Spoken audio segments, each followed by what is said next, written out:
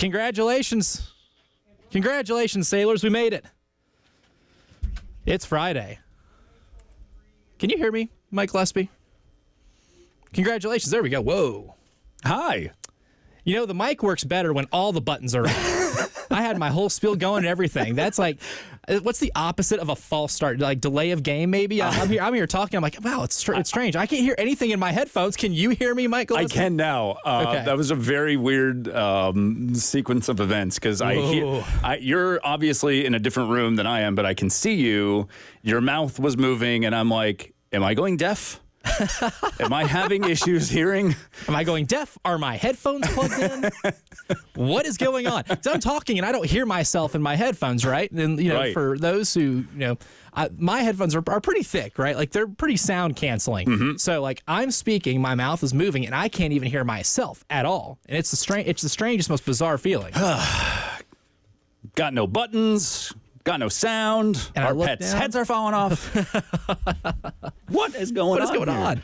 But yeah. So now we got everything situated. We made it to Friday. Yeah, we did. We are barreling towards the weekend. Barely. I'm Elijah Campbell. He's not Jay Phillips. Nope. But he's Mike Gillespie. He's going to hang out with me for the next 3 hours today. Jay is doing not fun stuff. So some of you might be like, oh my God, Jay's on vacation again? No. I wouldn't consider moving someone into a dorm room or anything else to be a vacation. That I will say qualifies as some labor. Yeah, at UGA? Is that right? Yeah, so it's going to be incredibly hot. Yeah. That's not fun. And Jay sweats a lot. I sweat a lot. Yeah, and I do too. Like, that's the common denominator of us on our show is that we are two sweaty dudes. So whenever we're doing shows outside, it gets nasty. Yeah, I bet. So we have new neighbors in our neighborhood, and they're moving in today. Oh. And I took one gander down there. They're 2 doors down. All had their shirts off. Like, it was just like, nope, can't do it. Nope. Like, and they just looked like they wanted to just go into an ice box, drink a Michelob Ultra, and just chill for the rest of the day. You know, like, I hate moving, man. It's the worst. It is. It's terrible. Like, on the things that I really, really don't like, it always makes the top 5. Yeah. Like, anytime somebody asks me to help them move, I'm just like, I can't. Something's going to magically pop up. I will be unavailable. Yeah, I got to paint a fence, but it's 8 p.m. Nighttime's the best time to do it. Yeah, you know? No, exactly. So you're not sweating. You're not sweating, and no one's watching you paint your fence because they're not going to be hanging out outside looking at you. Exactly. So, top 5 worst things. Can't do it. Yeah. No. Do you pay people now? Are you one of those that will use movers? I've been unemployed for 6 months, so I kind of have to move myself. Yeah. I don't That's usually out of my budget. It is. And I got one of my best friends in the world is moving from Connecticut down to Sarasota, actually, I think in 2 weeks. Oh, wow. And they're looking at doing the pod thing. Pods are like $5,000. Oh, my God. And I'm looking at the U-Haul, and I'm like, dude, you can get a U-Haul for $600. And he's like, yeah, but I don't want to deal with it. And I'm like... Yeah, you probably should. I'm like, man... It ain't that bad. If I could save... As soon as it gets to that, like, I would say $1,500 to $2,000 savings range, I'm like, we're doing that. Like, that's too much of a savings not to do that. Anyway... So, I think I'm still at the age, because I'm only 35, so, like, I'm still at the age where I can move myself and it's fine. Like, my back hurts a little bit more than it did 10 years ago, but I can still do it. When I'm in my 40s, if I'm still moving myself, I have made poor life decisions. Yeah, exactly. Or you have lifted with your back and not your legs. Yes, your knees, which is like rule number 1. Yes, exactly. That is how I have hurt myself before. Oh, yeah. And every time moving, I have to tell myself, use the knees. And every time I do it, too, my mom seems to be around. So she's always like, lift with the knees, not with your back. I'm like, okay. Great coaching. All right. Yes. Yeah. I just made her sound like very New York. And she is, but not as much anymore. But not as hard. She's been southernized a little bit, is what you're saying. 100%. Oh, man. But, like after moving, I definitely need a Columbia Craft or a cold one. Yes. Because it's, or good six. plug. Yeah, a very good plug, because they've sponsored for the last 2 weeks. Yes. Our greatest moments in Gamecock history poll since 2000. Yes. Which is ending today. We only have 8 hours left here in this vote. So if you have not voted, go to @1075 The Game, go to the top of the poll or top of the page, and you will find on the pinned tweet the poll. And right now, it's a runaway. It's been a runaway all week, Mike Gillespie. What do we have? So our options are finalists. I don't want to say options because we have voted on 16 different great moments in Gamecock sports history since 2000. And these are the winners of all the previous polls. But as of right now, our 4 finalists are the 2010 College World Series title against UCLA, the Whit Merrifield hit. Okay. The 2011 College World Series baseball title against Florida, going back-to-back. The 2017 Women's Basketball Championship, led by Asia Wilson, the first of the Don Staley era. And the 2010 upset of Alabama in football over at Willie B. Have you? No, I have not looked. Okay. I'm just going to take a guess. Yes. It's got to be the win over Alabama, right? No, is it 2010? It's the Whit baseball Merrifield championship, and that's carrying 60.9% of the vote. 630 votes. Thought I knew my audience, but apparently I don't. Wow. But that one is second, though. The football upset of Alabama is sitting at 19.1. Still. Yeah. There's a gap there. Wow. I would say that is one of my favorite memories. As someone who didn't grow up in South Carolina or was even particularly a Gamecock fan, that was one where I cheered for South Carolina so hard that afternoon because, full on, grew up Alabama hater, man. Yeah. There would be some Saturdays where I'm an ABA fan. It's anyone but Alabama. But that afternoon, the way they started that game, I had an instant feeling like, oh, they got a chance. Oh, yeah. They got a chance 100%. To beat these dudes. Yeah, I mean, Alshon Jeffrey just came out looking like a different human.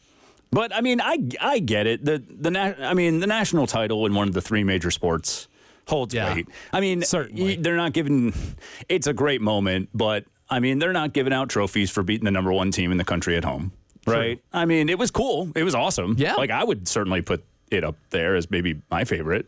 But just because I'm so football-centric. Yeah, exactly. Right, exactly. You beat the greatest head coach in the history of the sport. Yeah. That's pretty cool. In the best era, too, of South Carolina football. I think you can't forget about that because I do think when you win matters. There have been big wins in program history, but certainly. Some are bigger than others because of when you win, right? Obviously, and like that year when they beat Florida in the Swamp. I mean, that clinched an SEC East title, and now there's no more divisions. That's your only SEC East title, right? That season's going to hold a spot. Yes. Historically, here in this fan base is one of the more special ones, even though you went 9-5. That might be the most special 9-5 season that any college football fan base, will cherish. 100%. And, it's so strange, man. When you look at the sequence of events that, led up to that, it's like Cam Newton transfers away from Florida or gets kicked out. I should say he doesn't necessarily transfer on his own.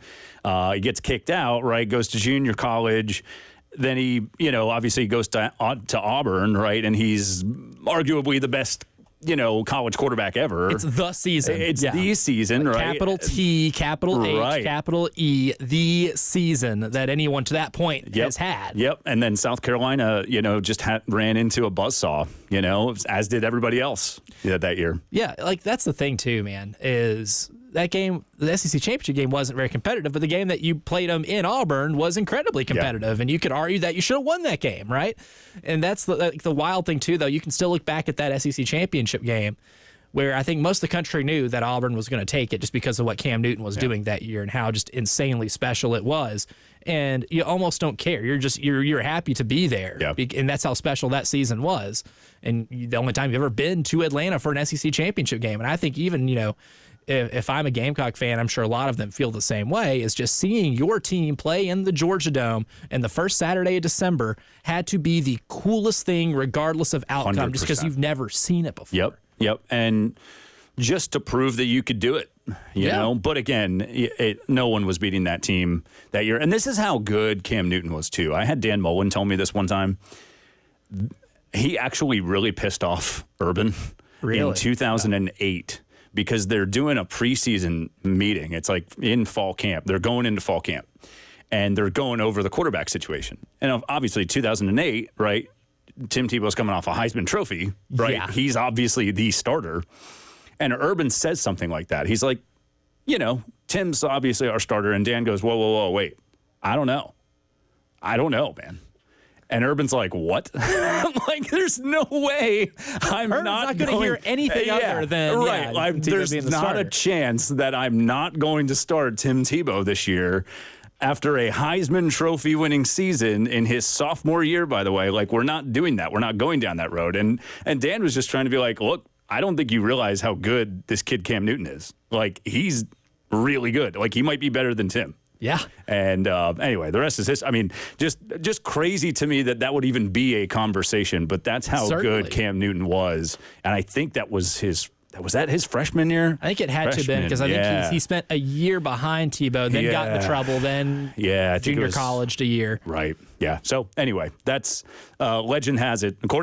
Not legend. Dan Mullen said it himself. But I don't know. Sometimes I feel like sometimes those stories get a little overblown, and maybe they didn't exactly happen the way these coaches say. The direct quotes you get might not be the direct quotes that were given back in 2008, right? Like that's part of the legend of all this stuff, right? Even if there's a couple of minor inaccuracies. Yeah, these are the type of stories that in college football are the most fun to tell. Oh yeah, things that happen behind those closed doors with incredibly talented teams. Oh, and it's so funny when I first got here. My old sports director, Tim, he was like, it's such a different age now. He's like, when Lou Holtz was here, right? Like, he'd have his little group of media members that he would talk to. Like, he would bring them over to the side and be like, all right, guys, here's the story. And just literally feed them information. Oh, can you imagine a coach doing that now? Like, that'd be awesome. There's no way. Sounds fantastic. There's not a chance. So many of them are so guarded now. And like, I get they have to be. Yeah, in a social media age, too, like where everything's being recorded. Yeah. Everything. You're under more of a microscope now than you really ever have been.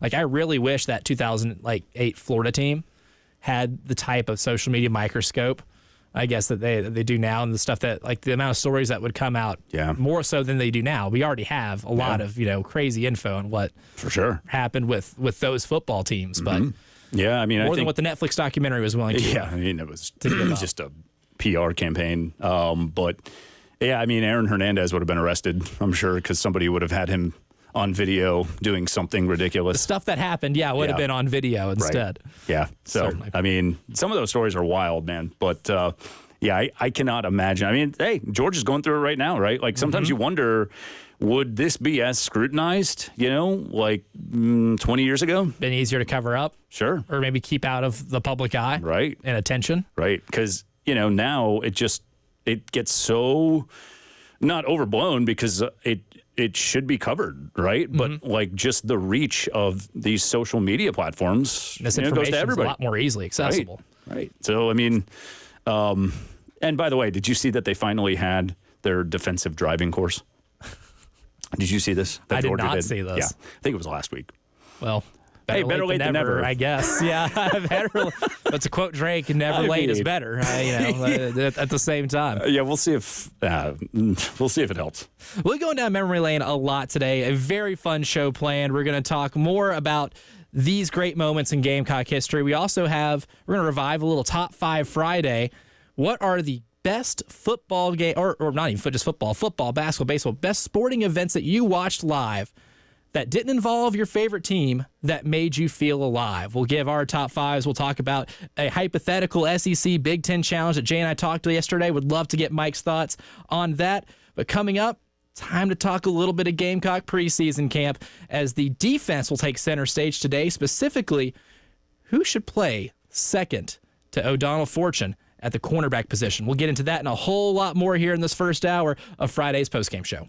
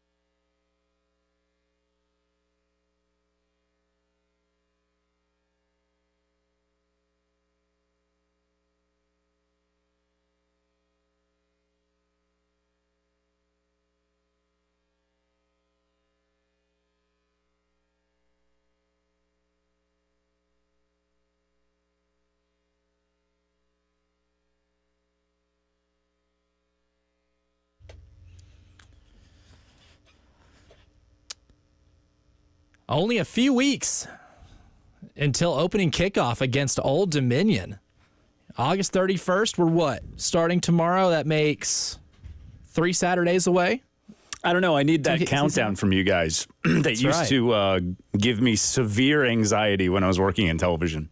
The countdown to kickoff? Anxiety. It was always like 10 days until kickoff. Like, the closer we got. Almost sinister. Yeah, it did. It was very, very evil. Let's put it that way. I like it. Yeah. I like it. Not great. Now it's wonderful because I get super excited. Yeah, now you can. Yeah, that was like, I can enjoy excited this. for football season. Right, yeah. But when part of getting ready, I mean, we talk a lot about position battles. Camp's going on right now, even though Jay Phillips doesn't like calling it fall camp because it's not fall feeling here in Columbia, South Carolina. My man Preston Thorne texted me yesterday. He doesn't like calling it camp because they don't do it like camp anymore. They're not actually camping. Okay. There's not a camp element to it. So what do we call this? Like summer, autumn drills? I'm going to call this the void. This is just the void. We want to make this sound scarier than a countdown football or countdown to kickoff. It's the void. We're sitting here in the August void where there's a light at the end of the tunnel just slowly coming. Yeah, it's a black hole vortex of football. An emptiness that we're trying to fill. Yeah, this is sad. But I really like fall camp a lot better. It just has a honestly, no matter how accurate the sentiment is, that is a happier way to put it than maybe like the void. And I guess technically autumn doesn't start until when? Like a couple weeks from now, right? Yeah, it's still a hot minute. I think it's sometime in September. Yeah, anyway, the void, while maybe not the best way to describe the practices that are going on right now, there are still maybe some voids in a depth chart because we don't know exactly. That was really positions. good. You like that? We've been working on it. That was great, by the way. You get an A. Yes. There are voids everywhere, not in my soul anymore. But like there's some voids across the board.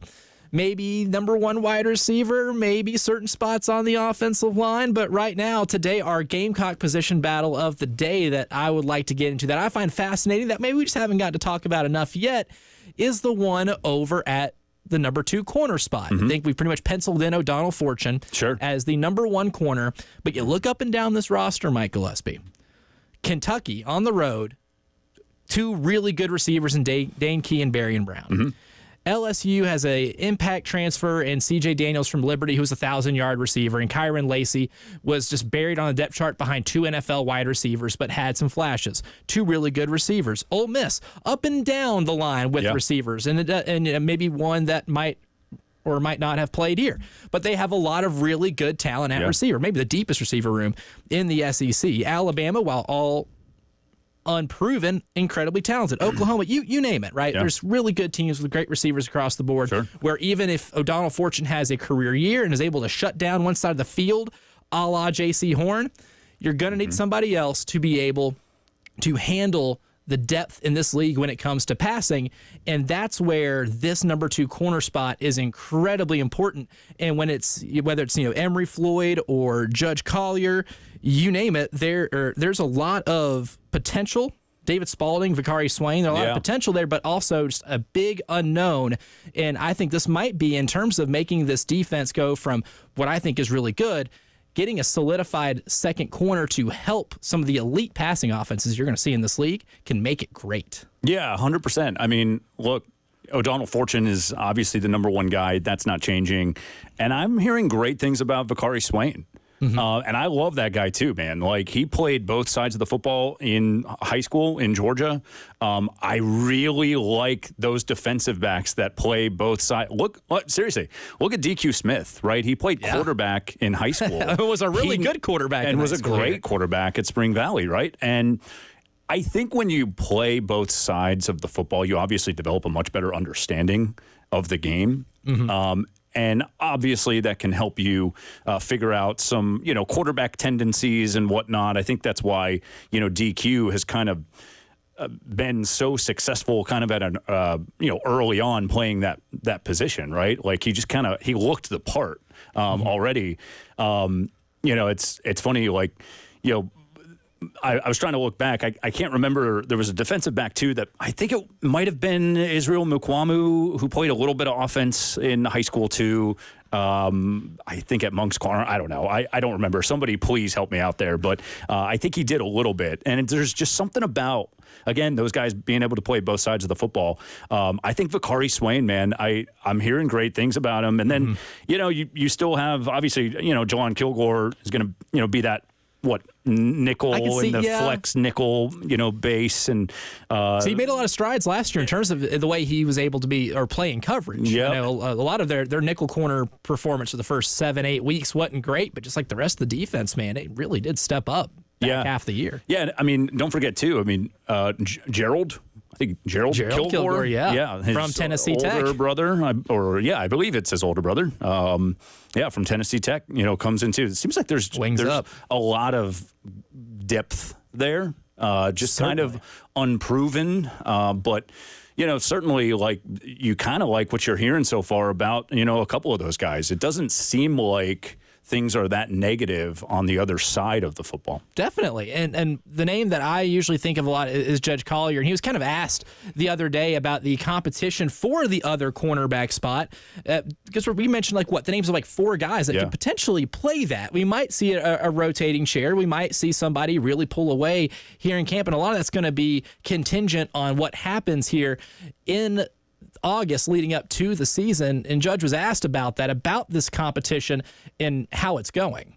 Yeah, so I mean, right now we're all fighting for the other corner spot. So we all competing right now. It's camp, so nothing's set in stone. But we are competing. We are battling. And I don't want to know if I will say he's a favorite to win. I guess that spot right now. I mean, him and Emory Floyd basically similar size, 6'1", 195. They have solid ball skills. They a little unproven at times. They had to maybe play like a lot of guys on this team last year. Maybe had to play if they weren't ready. But really love what those guys can bring to the table. I think that's maybe one of the more fascinating things is seeing just which of these guys are able to pull away, and that's what this competition's about. I wish we could see more in practices for the open portion, just because I am so interested to see how they're matching up against the receivers, because this team, at least in practice, can provide you different looks because you have deep threats like Nick Harbor and Dalvin Campbell, and you have guys who have some versatility like Gage Larvidan, who's almost a 50-50 split on outside and inside, compared to where he lined up at Miami, Ohio, and you have a lot of really good, talented slot receivers like Jared Brown that showed that they are killers within 0 to 5 yards, maybe 5 to 10 in the offense. So you get a lot of different looks here that you can just face against every day, and that's going to be a really tough decision for Clayton White. Yeah, I mean, look, it's a good problem to have. Obviously, I don't think Carolina gets beat this year by the long ball, right? I think we all know that. Right, like DQ Smith, Nick Emanwari may just be the best, safety duo in the SEC. A lot of talent there, over the course of last year, for sure. I mean, a lot of games played. I say that because I don't think obviously the deep threat, I don't think is going to be there very often. So if there's a way that maybe those safeties can kind of creep up a little bit on whatever side O'Donnell Fortune isn't playing, that might help out a lot too. But yeah, man, I mean, it's going to be interesting to watch. It's funny. I pulled this up a little while ago. Brad Crawford saying the same thing. He actually mentioned 2 guys that have been really impressive in South Carolina camp. Tyshawn Russell, wide receiver, Vakari Swain, corner. So a lot of momentum for Vakari. We'll see. I mean, honestly, man, I think he's super fast. He understands that position. He understands both sides of the ball. I don't know. I'd be surprised maybe if he got that starting job, but I think he's going to see a lot of playing time this year. We'll revisit this in the 5 o'clock hour as well and sporadically throughout this show. Coming up next, a very interesting hypothetical The Athletic proposed just a few days ago.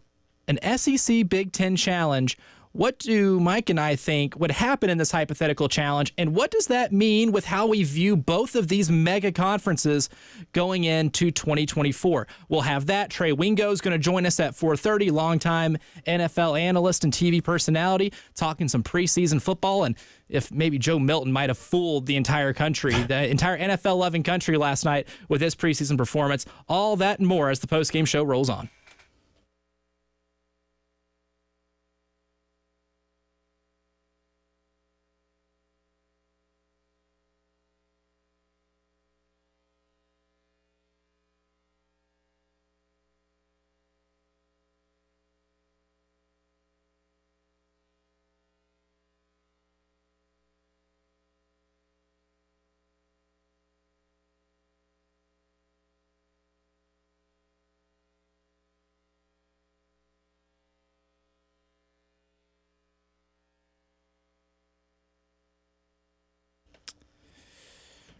The ultimate season ticket.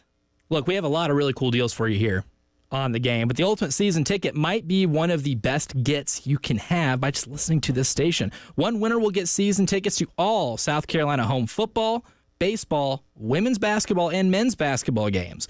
And here's how you can register. Just go to 107.5 The Game, do the clicky thingy that Jay and I like to call it, or Terry likes to call it, on the main page, and you'll see Ultimate Season Ticket 2.0. And just like last year, we'll announce 3 finalists, and you're going to have to show up in person, the old-fashioned way, at our summer golf tournament at Charwood, where we're going to announce the winner. Now, this is brought to you by the men's clinic at the Irmo Professional Center. Again, Ultimate Season Ticket 2.0, 1075thegame.com, clicky, spinny thingy, or more sophisticated people might call it a media reel, whatever. Go ahead, click there, register, and get a chance to win some really cool Gamecock tickets this year.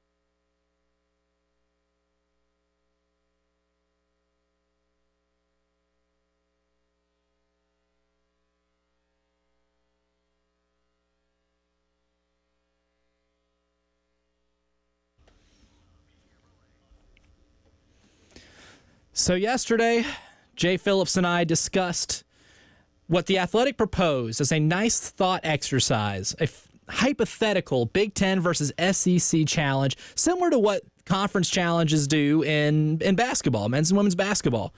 I know in men's, ACC, SEC this past year, and you find out some very interesting things early on about a lot of teams in these conferences, and sometimes those games help these certain teams 100%. get into the NCAA tournament, right? Or if they lose a bad one, that might keep them from seeding as high as they should. But you learn something about these conferences, and on the Athletic, Scott Docterman and Seth Emerson went through this exercise where they compared SEC and Big Ten teams, paired them up with each other based on where they finished in their respective polls at media days. Now, the Big Ten has 2 more teams than the SEC, as if these conferences aren't getting bloated enough already. So we had, for the purposes of evening everything up, they went ahead and excluded Indiana and Purdue because Indiana and Purdue were projected to be 17 and 18, Thank goodness, respectively, in that conference. So they will be excused from this exercise. But Mike, I thought for doing this yesterday, I read this article yesterday and I followed along with them. I made my picks with them. Yeah. And by the end of it, I thought I learned a little bit something about how I actually view the Big Ten compared to the SEC and vice versa. Mike Gillespie in today for Jay Phillips. So now Jay went through it. Jay didn't pick the games like I did, but I'll have you pick these as well. And we're going to keep track of exactly how we think each conference will fare in this hypothetical challenge. Now, part of this hypothetical challenge, probably one of the fun things of this article, is that they made them play these hypothetical games in different locations. Neutral sites. Yes. Yeah, my brain is a bowl of mashed potatoes. But It's Friday. Yeah, it is. Exactly. I got my vacation shirt on. Like, yeah, we're 1 foot out the door, baby. But so, for example, first game, Georgia and Ohio State, the teams picked to win the Big Ten. They had them play in Cleveland, Ohio, which doesn't seem as neutral as you might think, but they go on, and have some really good creative liberties with these neutral sites. But in a neutral site game, Georgia versus Ohio State, Docterman's got Ohio State winning. Seth Emerson has Georgia winning. I would go with Ohio State because I think on paper that's the best team in the country, in my opinion, across the board. Less holes, I guess, in their roster. Yeah. I feel really good about Will Howard for the most part. I would give the nod very slightly to Ohio State. Yeah, I mean, I think so too. Just because, let's just talk about the offseason for Georgia, right? Like, and how much that affects this year. I mean, they're already down a couple starters just from all of this mess, right? Yeah. Over the last couple months. That's got to play. That's got to play into this. At Ohio State, it's been pretty quiet, right? Like you haven't heard much, which is kind of the way you want it. Other than just the ridiculous acquisition of talent over the offseason, that's the only noise you've really heard from Columbus so far. Right. Yeah, I mean, I think that you probably have in Ohio State some of the best running backs and probably the best defense in the country. So for that reason, I think I would take Ohio State. And the fact that it's in Cleveland, so you would think that you'd have a little bit more fans there. And by the way, I'm just thinking about this now. It's a rematch from, the Peach Bowl a couple years ago in Atlanta, right? Peach Bowl, one of the all-time greats. So, I guess if you already played, the matchup down in Atlanta, you have to do it up in, Ohio. Still one of my favorite football games of all time, the striking midnight while the ball was kicked and it being absolutely nowhere close. Amazing. Now, that's the only my only gripe about that game. It was such a great game, instant classic. I just wish the field goal, don't care if it was made or missed. Yeah. I just wish it was maybe a little closer to add a little bit more to the drama because the minute that ball left that poor kid's toe, you knew it was no good. Would you trade that, though, for, that ball getting kicked at 11:56? That's also a really good point. I don't think I would. No, right? That's part of the game's legend, right? Like the clock struck midnight into a new year. Yes. The millisecond that kid shanked it and kicked it into the tunnel. Because wasn't it like 11:59:45? Oh, right? I saw like something a side by side of the countdown on ABC. Where they're doing, New Year's Eve in NYC. Right. And I mean, it's right as, almost right as the ball's dropped. Yeah. The ball was snapped And like you almost couldn't time it up better even if you tried. Right. So and Disney execs were going absolutely drooling. bonkers. Yeah, they were drooling. For sure. Shirts were off by the end of that. Yeah. Ohio State. Yeah. So 2 for Ohio State, 2 for the Big Ten. Number 2, Texas and Oregon in Las Vegas. I'm going to go with the Oregon here. I think Oregon, as much as I think of Texas, I think very highly of Texas. I think this offense for Oregon, getting Dylan Gabriel to replace Bo Nix, getting Evan Stewart coming in to replace a lot that was lost as receivers, but Tez Johnson's coming back. They've got it's an embarrassment of riches at the tight end position too. This might end up being the most high-flying offense in all of college football. Now that we know C.J. Baxter's out for the season for Texas, I was expecting him to have a really big year. I got to go with the Ducks. Yeah, and I mean, I think the most important part there would be Dylan Gabriel, right? Like, he already beat Texas last year in arguably the biggest, college football rivalry that there is. So he's done it one time. I mean, you just have to think that his confidence would be extraordinary going into that game. The weapons around him, I mean, God, sadly, I think we're going to go 2 for 2 with the Big Ten. Yeah, I'm picking Oregon. Yeah. Just too much firepower. Insanely top-heavy, man. Like, this Oregon team, I think defensively they'll be good enough. They have a ton of talent there, but, like, Dan Lanning's a defensive guy. Yeah. He's going to be able to put his thumbprints all over that defense. And Will Stein is an offensive coordinator at Oregon that I think we're going to be talking about a lot whenever jobs start opening up in late November and early December, as a guy that's going to get a lot of look to make a whole lot more money than he is right now. Number 3. This is a great brand matchup here. Alabama, Penn State in Pasadena. I'm going to go Alabama here. I have a lot of question marks with the returning production and exactly what type of fall off is the Saban fall off going to be. I think Kalen DeBoer is one of the best coaches in the country, so I don't think it's going to be too steep of a fall off, but I don't expect them to compete for a national championship this year. Maybe I'm wrong. Maybe Jalen Milroe continues that confidence, that momentum he has from last year, and DeBoer really figures out the best way to optimize his talents. And maybe that surprises some folks, but I'm not, as much as I like Penn State, I don't love them, right? Yeah, I don't either. I'm not going to send them the letter, check yes or no, because as much as I like them, I don't think I'm invested in them being a legit contender to win a title. Put them on the field at the same time. I think I trust Jalen Milroe a hell of a lot more than Drew Aller. Yeah, I was about to say, like, what's the biggest game Drew Aller's won?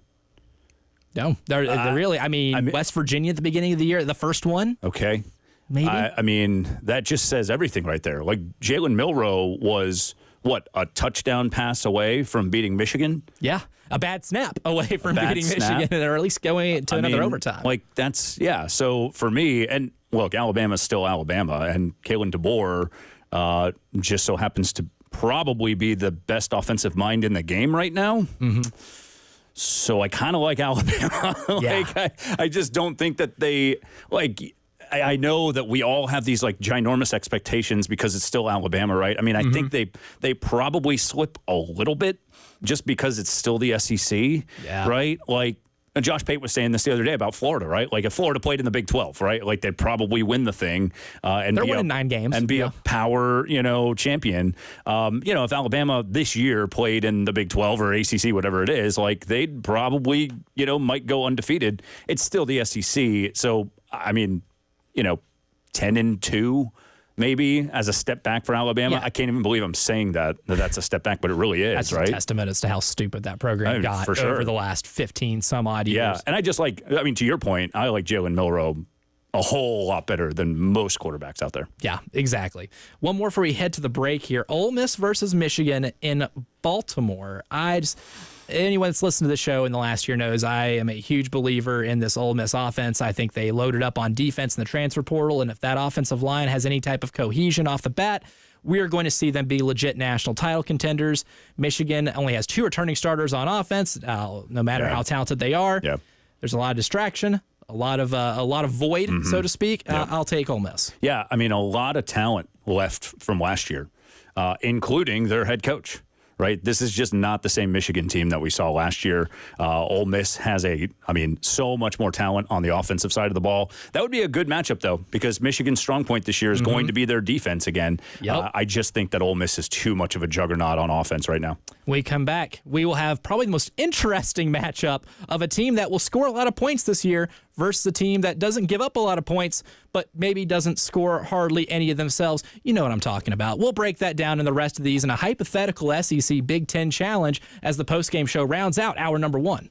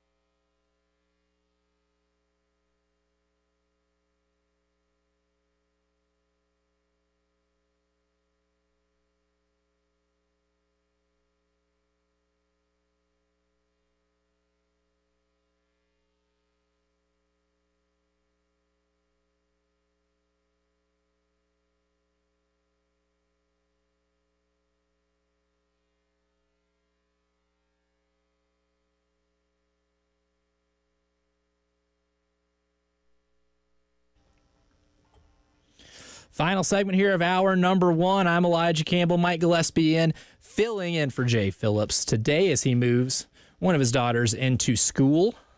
Not a very fun activity. I'm sure he'd much rather be picking SEC Big Ten Challenge football games that we're discussing. I'm sure, yeah. Moving in August in the Southeast is just terrible. Like, it's one of my top 5 worst things in the world. It's the worst. I hate moving myself or other people. When me and my best friend moved to Murfreesboro, to transfer By the way, I love that name. Murfreesboro. That is. Have you ever seen John Mulaney's bit on? Oh yeah, how they named Murfreesboro?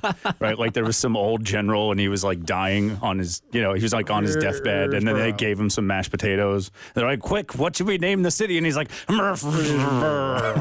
That's hilarious. No, so I was living in Murfreesboro at the time of that stand up. So yeah, that spread like wildfire at Middle Tennessee State's campus. But when my best friend and I moved there, because we were transferring schools there at the same time, we moved in August, and so everywhere we moved, we lived together for a long time. Everywhere we moved, our leases would end in August. So every August, we would either renew the lease or we'd have to move. So I moved in August way too many times. It is not fun. Yeah. Can attest to that. Yeah, not super great. I remember my girlfriend, now wife, Caroline. I moved her in, I think it was August or September. And they had just bought a brand new couch, and it was just like this massive leather thing. And she forgot to tell me that they lived on like the 3rd floor of this place. Oh, no. Without a freight elevator, by the way. No. So I'm like, okay. That's a hell of a detail to exclude. I'm going to have to go see, some sort of pain specialist after this. Yeah, it was not fun. But you know what? Like I said, the goal in life is to get to the point where, you can pay other people to move. That's right. And then you've made it. Even if you spend all of your money on that move to have other people move, I still feel like you made it. That you didn't have to do it. Because you didn't have to move yourself. Exactly. And it is actually a stress-free move, which sounds like something that's quite impossible to accomplish. Right. But definitely. Even in college, I'm not kidding. I moved. This is a true story. I moved right next door. Like to the apartment right next door. Don't ask me how that went down. I begged these people. I had these roommates who graduated. Then I was staying an extra year at UF, so we were in this apartment complex right next door. They had signed a lease. For whatever reason, the leasing office would not give me the same apartment. So I had to, and I did it literally in like 6 hours. I just moved all of my stuff down the hallway right next door to this place, and that was still a pain in the tuchus. Absolutely, no. It don't matter how like far. moving things. It don't. Yeah. It's labor. It is labor on its own, for sure. What's not labor, though, actually, watching Iowa play football is kind of laborious. It is. It does take a lot of commitment because even though look. Jay Higgins, I think, might be the best middle linebacker in the country, and that guy is going to make a lot of money in the National Football League for someone. But in this hypothetical Big Ten SEC challenge, they got them up against LSU, and I think this is the funniest part of the entire story is Docterman and Emerson both have very low-scoring games. Docterman has LSU winning 13-9, but we have on one hand a team that scored a ton of points last year, but they're going to be bringing back a quarterback with very minimal starting experience, has experience, but very minimal. And Garrett Nussmeier. Yep, and then a receiving core led by Kyron Lacey and CJ Daniels, who Lacey, productive, but not as productive as his counterparts because he had to play behind 2 NFL receivers, and C.J. Daniels, who is a 1,000-yard receiver coming in from Liberty, a team that I think will score a lot of points. But in a hypothetical with them in Iowa, for this entire exercise here, I think they score just enough because I'm not convinced Iowa is going to turn themselves into, I don't know, the 2023 LSU Tigers anytime soon. Yeah, I don't think Garrett Nussmeier is Jaden Daniels. No. Right? Like, by any stretch. But they still have a ton of receivers. Yeah. Because it's LSU. The talent and they do every will year. always be there. Right? Yeah, I mean, 100%. It's funny because, LSU's defense, I think, is going to take a step right forward. A lot of holes, but I do think that this is the year that it finally clicks. And And then Iowa's offense obviously takes a step forward. I still think LSU wins probably pretty comfortably in that game. I just don't think that you start playing these teams like Iowa and it just becomes a depth issue. And I just think LSU is just loaded from top to bottom a lot more compared to a team like Iowa. This is where things are going to get really interesting in this exercise, other than them having this game being played in Nashville, where there is not going to be a glass of bourbon or a corn dog safe right. With LSU coming to town. Before we hit the break here, Missouri, Southern Cal, it's SoFi at in Los Angeles. I think Missouri is going to score so many points in that, or would score so many points in that, it will break the scoreboard. Yep. No, I mean, between Brady Cook, Luther Burden, Theo Weiss, I just think that breaks Lincoln Riley's shell of a defense, if you can even call it that. Yeah, I don't know if it can get worse than last year, but Missouri would definitely break some souls there. Hour number 2 coming up. We're going to continue this exercise, talk to Trey Wingo about some NFL preseason stuff at 4:30 and a whole lot more. Be right back.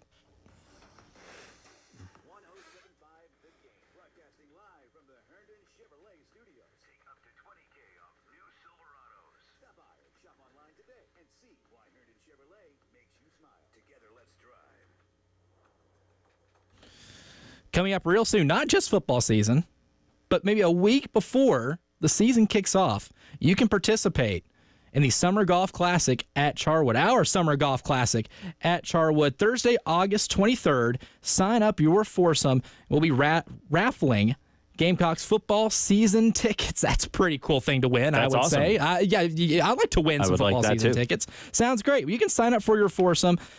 Enter in a chance to win those football season tickets. We'll be giving away our Ultimate Gamecock season ticket as well. Call Charwood at 803-755-2000 for more info. Again, that's going to be our Summer Golf Classic at Charwood, August 23rd. Give them a call to sign your foursome up at 803-755-2000 for more info.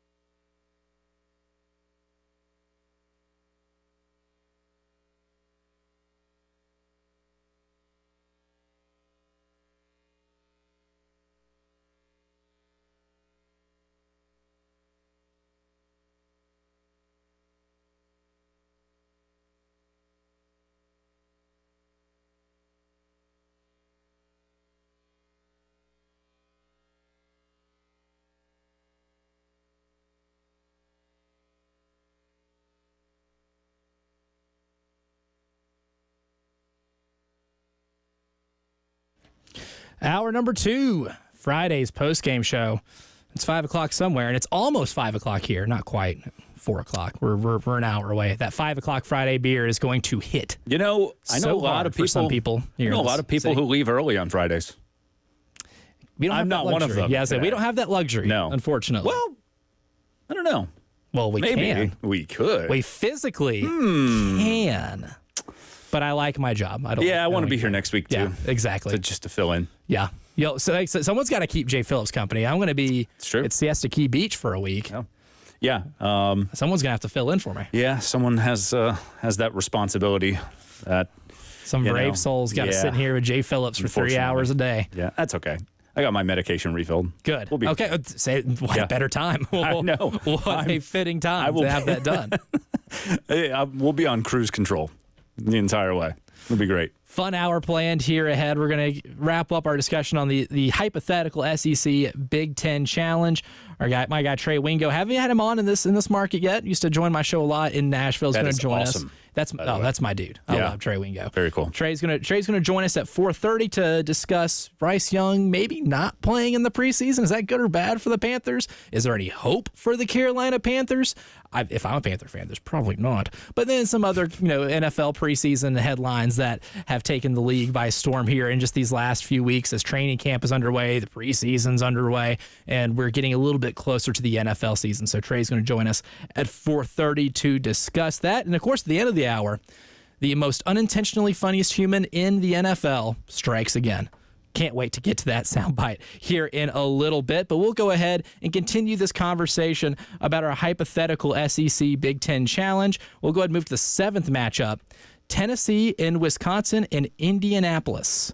I think I'd go Tennessee just because I'm not 100% sold on Tyler Van Dyke as a quarterback, and I think Phil Longo has leaps and bounds he's going to have to make to prove that he can transform what the Wisconsin offense has been fundamentally for 60 years. Yeah, I mean, look, I think Tennessee's much improved on defense too. James Pierce might be one of the best players in the entire James country. Pierce is probably the best edge rusher. Right? He might be the number 1 pick next year in the NFL draft. Right. And just with what they're able to do offensively every single year, I love watching that offense, man. I mean, I know at times they struggled last year at Florida. It seems it always, I don't know what it is about Tennessee, man, under Josh Heupel, but it always just seems like they kind of fumble away a game at night, right? Away from home, a game that they're not supposed to. Yep. Right? It happened here a couple of years ago. We all remember.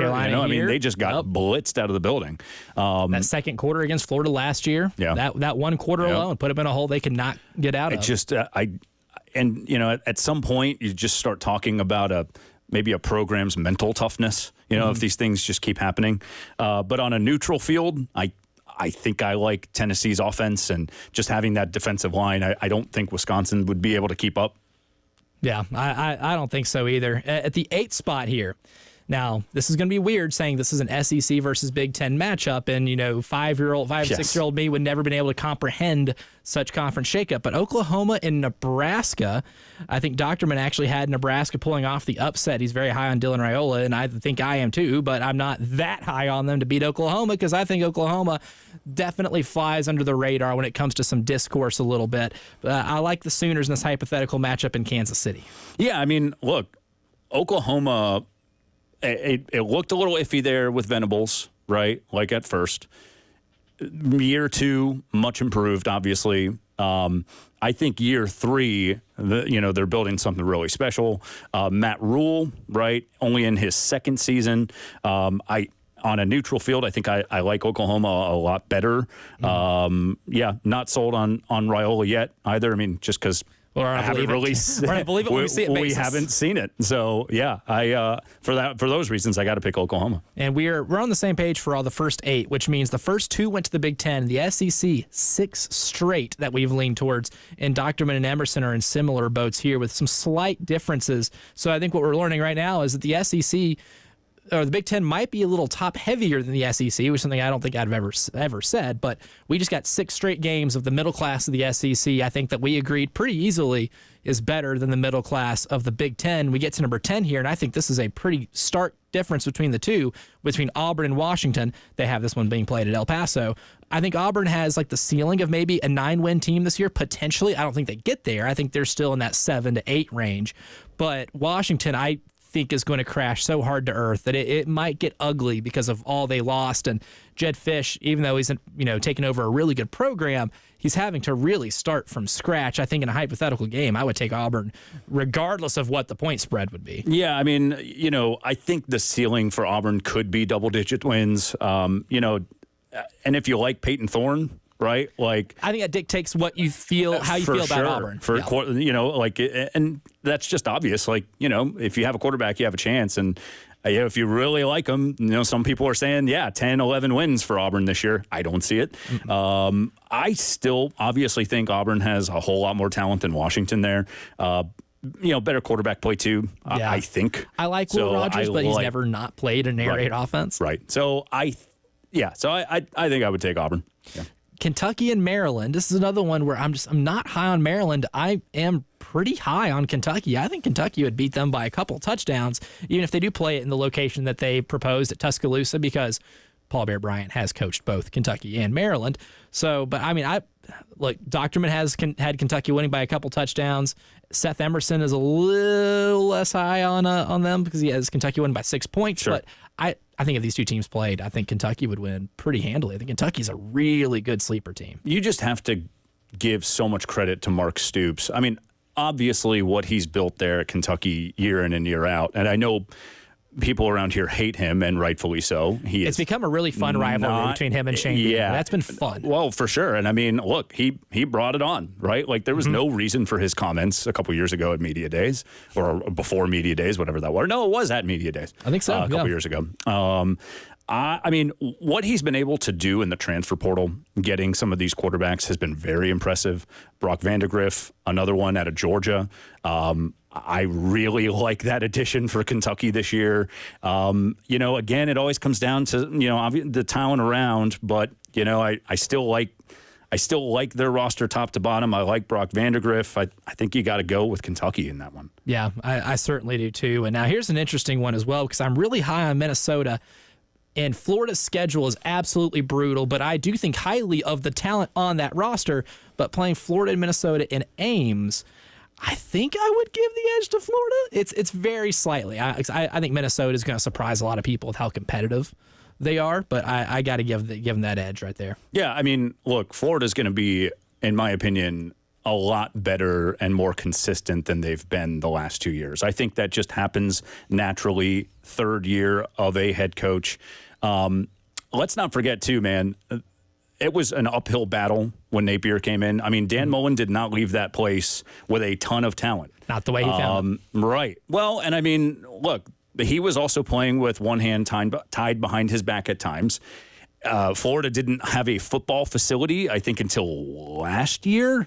Oh, I mean, think about that. Really? South Carolina had theirs in 2018, I believe. So Florida's 6 years behind. So think about that for a second, right? Like, would not have guessed that at all. Right. So when you're trying to recruit kids and you don't have a football facility, right? And that's what Dan Mullen always said. However, you can't say things in the middle of the season like, "Hey, we're going to talk about recruiting when it's recruiting season."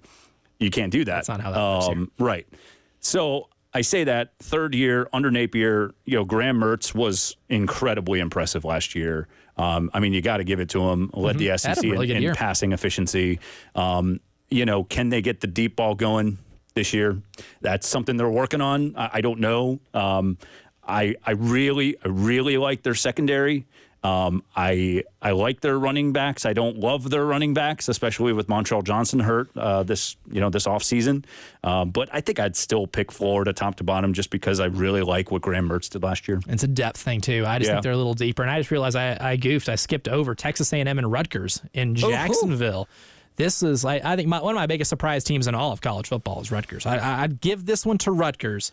because I'm obsessed with Kyle Monungai at running back. I think that guy can go for another 1,000 yards this season. That's a guy that, for all you fantasy football players out there, might be taken like 5th or 6th in the NFL draft, or 5th and 6th round, rather, in the NFL draft, and is a guy that you'll be picking up one day because that guy can absolutely run the rock all over the yard. Yeah, and one thing that I don't think, and this is why Texas A&M has had, so many coaching changes, right? Like, we just, in my opinion, we haven't seen heart and grit. Like, yeah, we did with Johnny Manziel, but the rest of the teams, right? Like, we just didn't see it that much, I don't think, like on defense. Most underachieving program in the country. Right. I think it would take a couple years to get a little consistency back for Texas A&M. Greg Schiano, I love the way he's balanced on offense. That's one of my favorite things about him. It makes it really, really tough for defensive coordinators. So, yeah, I think it would still be considered an upset today. I think A&M would be favored, certainly. For sure. It probably by a touchdown. I think I'd take Rutgers. Yeah. I think so. I'm sneaky. They're sneaky. Another one, 13. This is where the Gamecocks come in. Their hypotheticals against UCLA and San Antonio. Look, I can maybe see UCLA squeaking out 6 wins and going to a bowl game, but I think South Carolina is significantly deeper. UCLA did kind of take a beating in the portal. I think if you play these two teams on a neutral field, I think I like South Carolina by about 10 points maybe. I know there's a lot of question marks with Sellers, but the way this defense matured last year with some really big additions, I don't know if I see Ethan Garbers and UCLA in a hypothetical situation here really putting up a ton of points, not enough to be able to win. Yeah, so one team returns a lot of starters on defense, the other one doesn't, right? Yeah. UCLA only returns 2 starters from last year. South Carolina, a ton, and like we said, they might have the 2 best safeties in the SEC in terms of a duo. I really love what Beamer's done with the defensive line. I mean, I think there's a lot of bodies there that can play good football. They're much deeper at the linebacker position this year.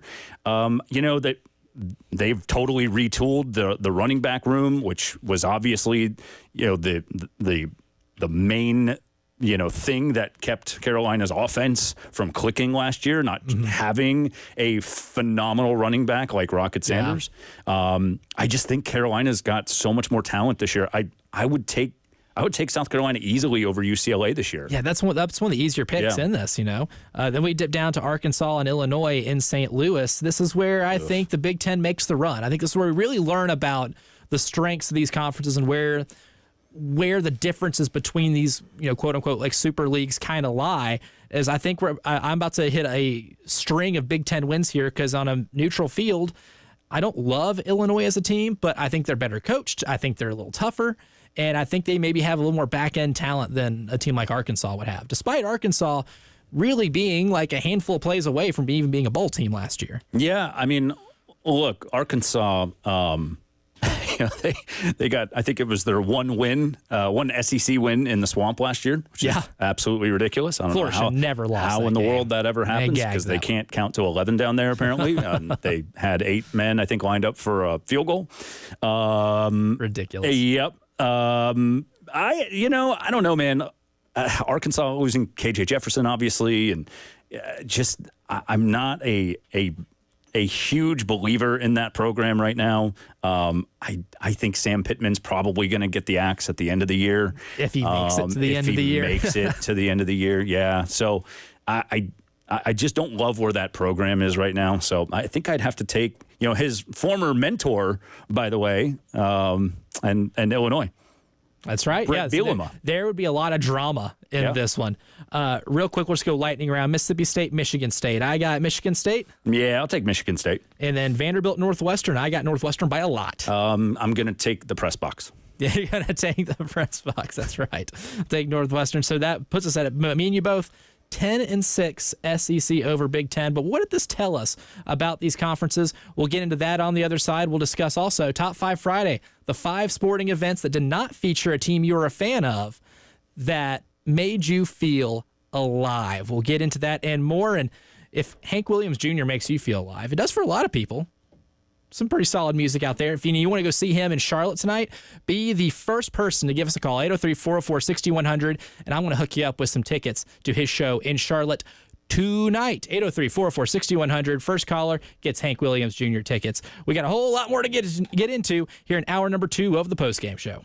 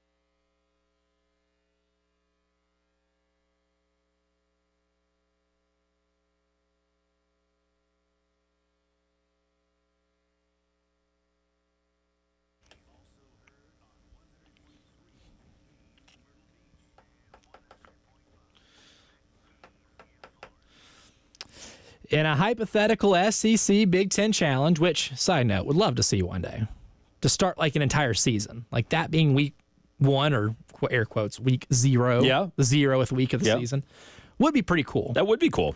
I could dig that. Yeah. The one thing I would like to see, and this is something that the playoff did this year, that I think is going to be a game changer.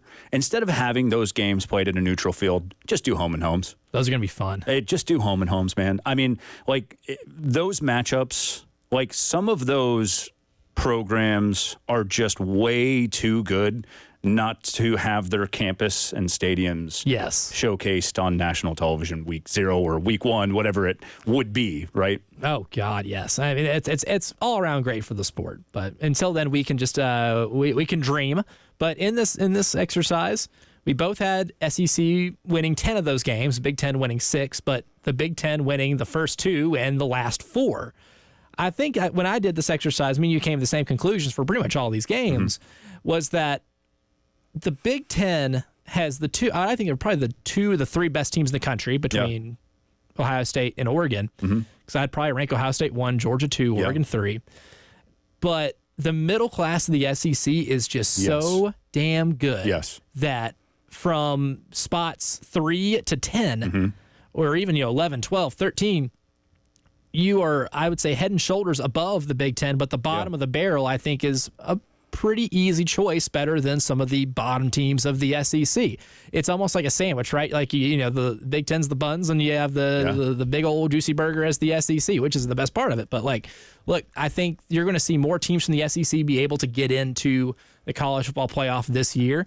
The Big Ten's going to feel slighted because of how top-heavy it is. But honestly, the middle class of the SEC is just so good that I think that's going to do a lot of weight carrying for this entire conference this year. And I just think quarterback play is better in this league, in the SEC. Too. I mean, like, if you think about it, it's better and it's deeper, right? Like, you think about sort of the power programs, right? Like, Georgia, Florida, Texas, Oklahoma, like they all have very good quarterbacks and they all have great backups too. Yeah. Like look at Florida and Texas right now, right? Like you have a Manning sitting on the bench again, by the way, right? For a second straight year. Meanwhile, Quinn Ewers may have looked like, I would say, top 3 quarterbacks last year in the SEC. I think that's fair. Very fair. I'd say he's one of the top 3 this year. Yeah. So, look at Florida, Graham Mertz, and then you got a guy named DJ Lagway sitting right behind him, who's a freshman, who, by the way, is the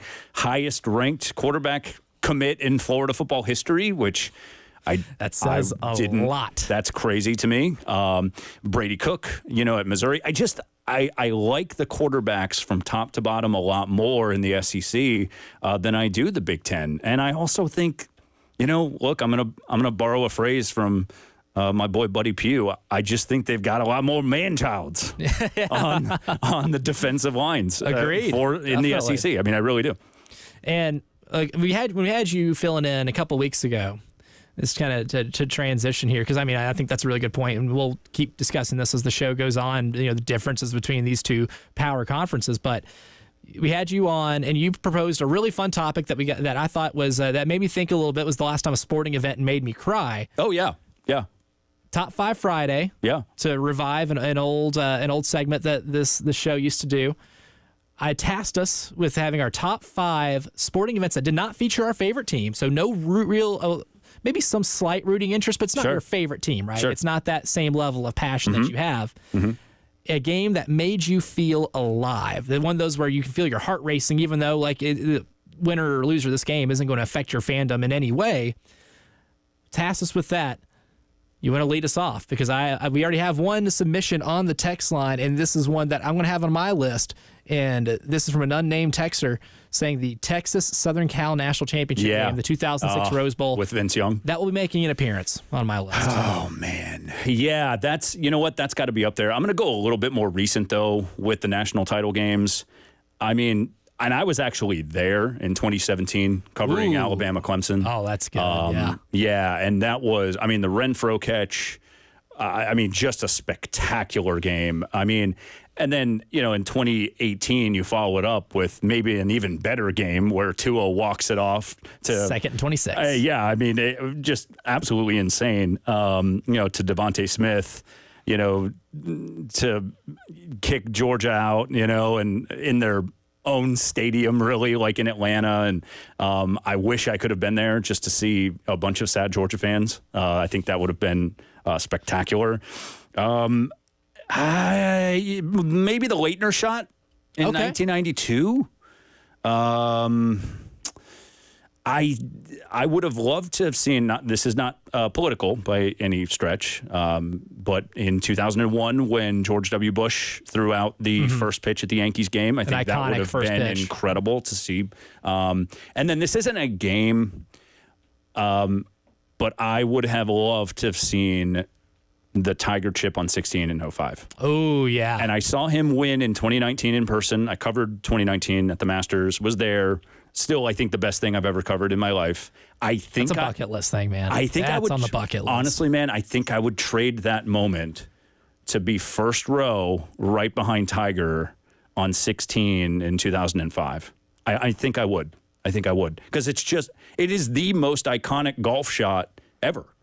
Definitely, yeah. Ever. I mean, I have a hard time, like, conjuring up individual shots like that, right? And that's when I wish I watched live. I remember I wasn't watching it live at the time, but I remember seeing it on SportsCenter, and that obviously that one makes highlight reels forever in that sport a lot because of that. So that's that's a good one. I've not thought about that. I didn't get as much into golf, or at least in thinking about which ones made me feel alive. But that one's up there. I did watch the Rocco Mediate Tiger Woods playoff. Yes. It was what, 09 or was that 08? Yeah, 08.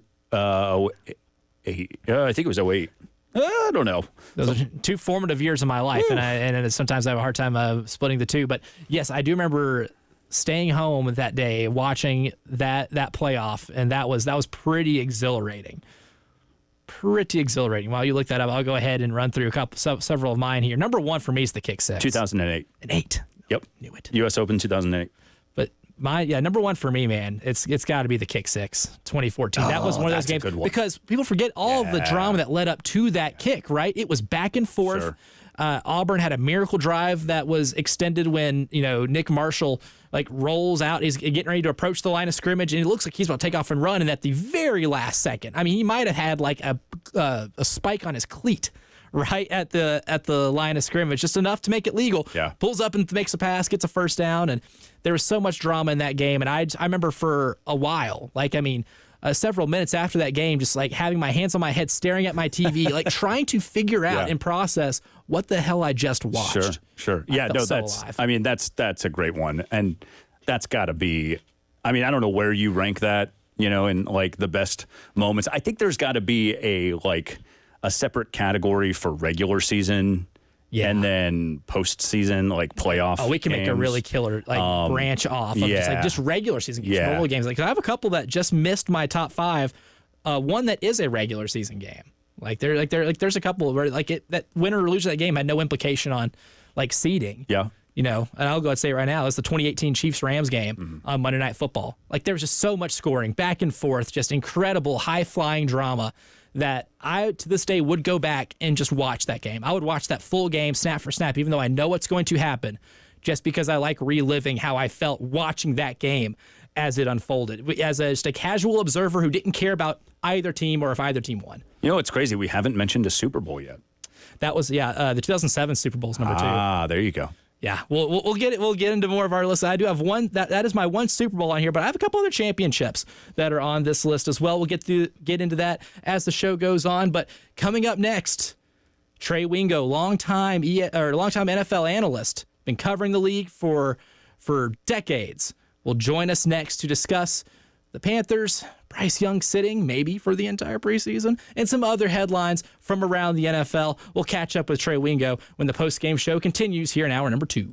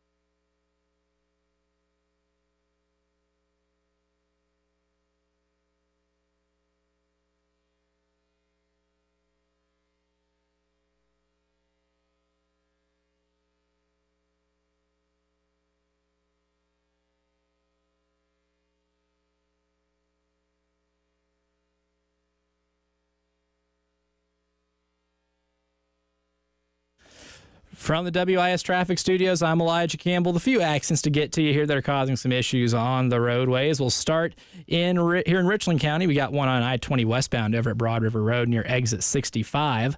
Got another one on Kennerly Road near Laurent Way. It's causing some mild backup. And lastly, we have one in Lexington County, an accident on Old Farm Road at US 1 that's just been reported to be causing some minor traffic backup.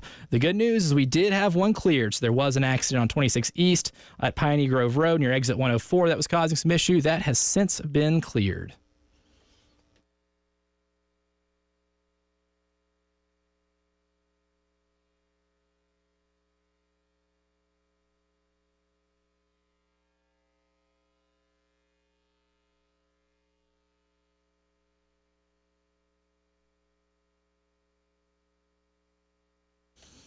Hall of Fame game last week and last night, more NFL preseason action, which tells you that along with the arrival of Sam Adams Oktoberfest, that football season. It's here. It's here, baby. Let's go. We're back.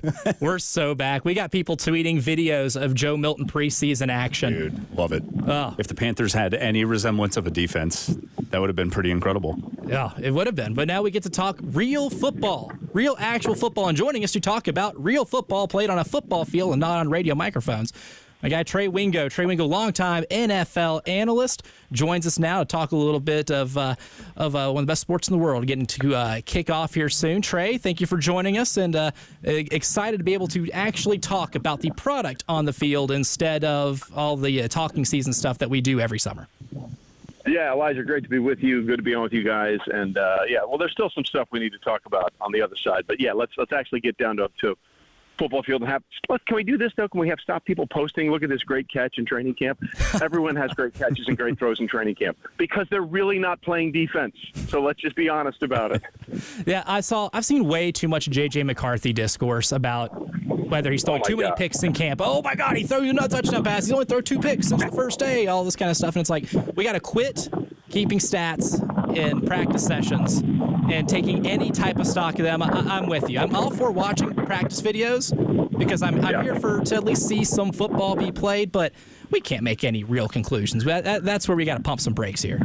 No, you're right. And look, J.J. McCarthy may do great, but, a lot of really good coaches encourage players, especially young players, to take chances in training camp. Take those chances. So if they're throwing a lot of interceptions, it's sort of by design. You want to see what they can do and what they can't do, and then you'll figure it out from there. Like people say, "Oh, look at this great catch by Malik Neighbors," or "Look at that great throw by Drake May," and all this kind of stuff. That's irrelevant. What is relevant is information like if you watch the Chiefs in their training camp, they're suddenly taking more shots down the field than they did all of last season. Mm-hmm. They had the worst receiving core in Mahomes' career, and his worst yards per attempt average ever last year. So while you can extrapolate, okay, they're clearly taking more shots down the field because they believe with Hollywood Brown, Xavier Worthy, and Rashee Rice, when he's not suspended, that they're going to be able to stretch the field a lot more than they could last year. That's a good way to look at tape and infer something in that way. Yeah, and it's evaluation season, Trey, and I think one of the interesting things here in this market with the Panthers kind of being the local team is Bryce Young, how much does he need to play in the preseason? Dave Canales has been open about him not playing at all in the preseason. My first initial reaction was, I don't know if that's the greatest idea for a guy who had a nightmarish first season in the NFL last year on a team that was horrid to even be nice about it. But when you look at that situation here in Charlotte with a second-year quarterback needing to bounce back after the season he had, where do you think about the decision to maybe not play him at all in any of these preseason games? Well, I mean, the thing that makes it worse for Bryce is what happened the pick after, right? Nothing happens in a vacuum. Mm-hmm. So Bryce's struggles are compounded by what you saw C.J. Stroud do. Now, granted, C.J. probably had better weapons around him. We all understand that. But the point of it being that sort of complicates things for Bryce. So I would love to see him play some, not a ton, but I just don't think you can just go through training camp and then, especially for a young quarterback who needs reps, to get him as many reps as possible, especially in a controlled environment where you're not allowed to take him down. You're not allowed to expose him to the thing that I think everyone is most concerned about is frailty based on his size. So obviously that's going to come in some preseason games. A couple of series, I would love to see Bryce play a couple of series in at least 2 of these preseason games. Hey, Trey, Mike Gillespie, thanks so much for being on with us, man. This is awesome. Obviously, Panthers move up and they get Xavier Legette in the first round, right? For us who got to watch this guy for the last couple of years, it made all the sense in the world. Maybe to other people, might have been too high. I don't know. But do you think a guy like Xavier Legette sort of changes things completely for Bryce Young, or is it still going to be kind of a big work in progress in year 2? Well, I mean, I hate to go Zen philosopher on you, but we'll see. He certainly has all the weapons you would want, the physical traits that you would want. But I'm old enough to remember last year, people were telling me this kid Anthony Richardson, he's the strongest, fastest, athletic quarterback we've ever seen in the history of the NFL. Mm-hmm. Dude couldn't finish a game. Right. Couldn't finish a game. Right. So let's just be honest about it. So I think that. Xavier has, by the way, whenever he opens his mouth, I'm endlessly entertained. It is clear gold. about that. It's gold. It is wonderful. He thinks he's normal. Like, what are you talking about? Right. But, we'll see. Listen, it's got to be – and that's another reason to play Bryce. Like, you have to build this rapport. That's why these quarterbacks and receivers go on these little passing camps in the offseason. They want to make sure they get their chemistry down. So, yeah, I think – Xavier has that opportunity, but it's not going to come to fruition if he's not playing with his quarterback. Certainly, and I think the one thing that might help this Panther team, at least in terms of having something to play for in, the months of December and early January, is the fact they do play in the NFC South. And the Saints are in a weird spot. The Falcons are in a really weird spot drafting a quarterback after giving Kirk Cousins all the money in the world. But is there any hope for Panther fans, even despite the division that they're in right now? Is there any hope for them to be able to be competitive in the next 2 years, 3 years maybe, compared to the other 3 teams in their division? Well, we're talking about a team that the Bucs won the division with a barely 500 record, right? Were they 9-8? Were they? Yeah, they were 9-8, right? I believe, yeah. 9-8. Okay, so that won the division last year. So the bar is low, right? We don't know what's going to happen with Kirk Cousins coming off an Achilles, and his was much later than Aaron Rodgers. So that's a work in progress. This is a winnable division for them. New Orleans is sort of there. Anybody can win this division, but it all stems. Bryce Young has got to be the player and the quarterback that they drafted him to be. You lose Burns in the offseason, which surely hurt the defense. So you're going to have your young quarterback grow up pretty quickly. And the sense is that if that happens, yeah, they can. There's no reason they can't be competitive in this division because it's not a great division. Trey, I'm going to ask you this. Feel free to just pass, but is David Tepper now the worst owner in all of professional sports? Because down here, it's starting to certainly feel that way. Suddenly, Dan Snyder has room on the podium, is what I would say. Like, this guy, look, you just can't do the things he's done. Like throwing drinks on fans. What are you doing? Like, why? You have guys that are so successful in other businesses, right? Mm-hmm. And you hope that translates. Well, that only translates if you let the football people do the football job. And David needs to understand these hedge fund guys. They're willing to take chances and do all this stuff, but at some point it's not about you. Yeah. And David needs to understand you're going to make a very comfortable living in the NFL. But you know what you don't know? How to build a team and how to manage a team. Hire the right people to do that. And quite frankly, that's where he's failed more than anywhere else. We've seen such a traveling circus and circle of different people coming in and coming out in managerial and coaching positions. So the first thing he's got to do is realize it ain't about him. The second thing he's got to do, he's got to find the right people to run the ship for him. Trey, last thing here, loaded rookie quarterback class. I think that was one of the stories of the draft is how many quarterbacks were taken early in the first round, a record number of them. Now that we're a couple weeks into training camp, as well sourced and connected as you are in this industry, there's a lot of people I know that you trust with talent evaluation and being able to project. But what's the rookie quarterback that you think is probably having the best success in their training camp right now, just based on from the conversations you've had and the people you've talked to? Well, two things. First of all, quarterbacks are perpetually overdrafted now. All right? Mm-hmm. They're perpetually overdrafted. 6 of the first 12 picks were quarterbacks, and would never happen before. We never had we had 6 in the first round one other time, and it was the last pick of the first round was when that happened. So we have 6 of the top 12. So they're completely overdrafted. That's number one. Number two, one quarterback is set up for more success based on what the situation he's walking into than I think I can remember ever a number 1 overall pick going, and that's Caleb Williams. I mean, look, when Justin Fields was a first-round pick of the Bears, his best options were Velus Jones and Darnell Mooney, and the Bears' defense was statistically the worst in the history of that storied franchise. Okay, now Caleb Williams walks into Cole Kmet, Romo Jones, DJ Moore, DeAndre Swift in the backfield, and then they trade for Keenan Allen. By the way, the entire time that Justin Fields was with the Bears, the defense was putrid. Now they have a top 10 defense. There's no reason for it not to work for Caleb Williams. All that being said, history says at least half these guys were going to fail. From 2000 to 2019, there were 56 quarterbacks taken in the first round. Less than half of them got a second contract from the team that drafted them. So everyone goes nuts when they draft their quarterback. We got our guy. Well, the Jets have been saying that for 3 drafts, okay? And now they're pinning their hopes on a soon-to-be 41-year-old coming off an Achilles heel. I hope they all have great success. History says half of them or more than half of them won't. But Caleb Williams, to me, seems to be the most set up of any number 1 overall quarterback I've ever seen. Trey Wingo has been our guest, longtime NFL analyst, and you can find his new podcast with Kevin Frazier, Alternate Routes, now on Wondery, wondery.fm/altroutespod. Trey, thank you a ton for joining us. It's been great getting to talk to you again, and we'll have to catch up down the line.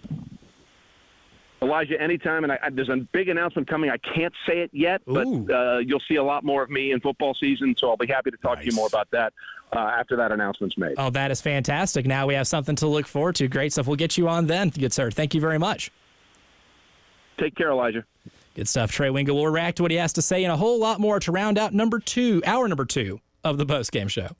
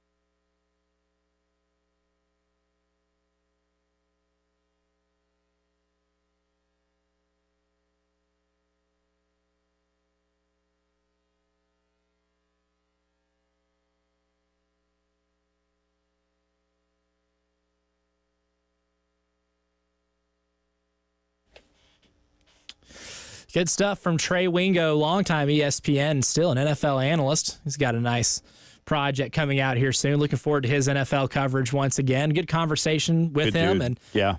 And one of my favorites in this business, man. He's an awesome guy. No, 100%. I mean, I didn't want to make him feel old, but I wanted to be like, I grew up watching you. And then, you say that to people and they're like, come on, man. Like, come on. Like, oh, that makes I know you feel, I'm 60, but come on. Like, you don't have to do that to me. That was, one of the coolest things first time I met him was he's still doing Golick and Wingo there at the NFL draft in Nashville. And one of my professors took us we got to be like sit on the set and basically cool. watch them do their show. Sure. And just awesome dude, great NFL insight. And I definitely agree with him when it comes to like Bryce Young's usage in the preseason. And I hate being like, oh, they're not doing this right in the preseason. Oh, right. If you're the coach, you gotta, this is how you should run your preseason, yada, yada, yada. Because like ultimately the preseason's the biggest nothing burger in the history of like professional sports. But it doesn't have to be.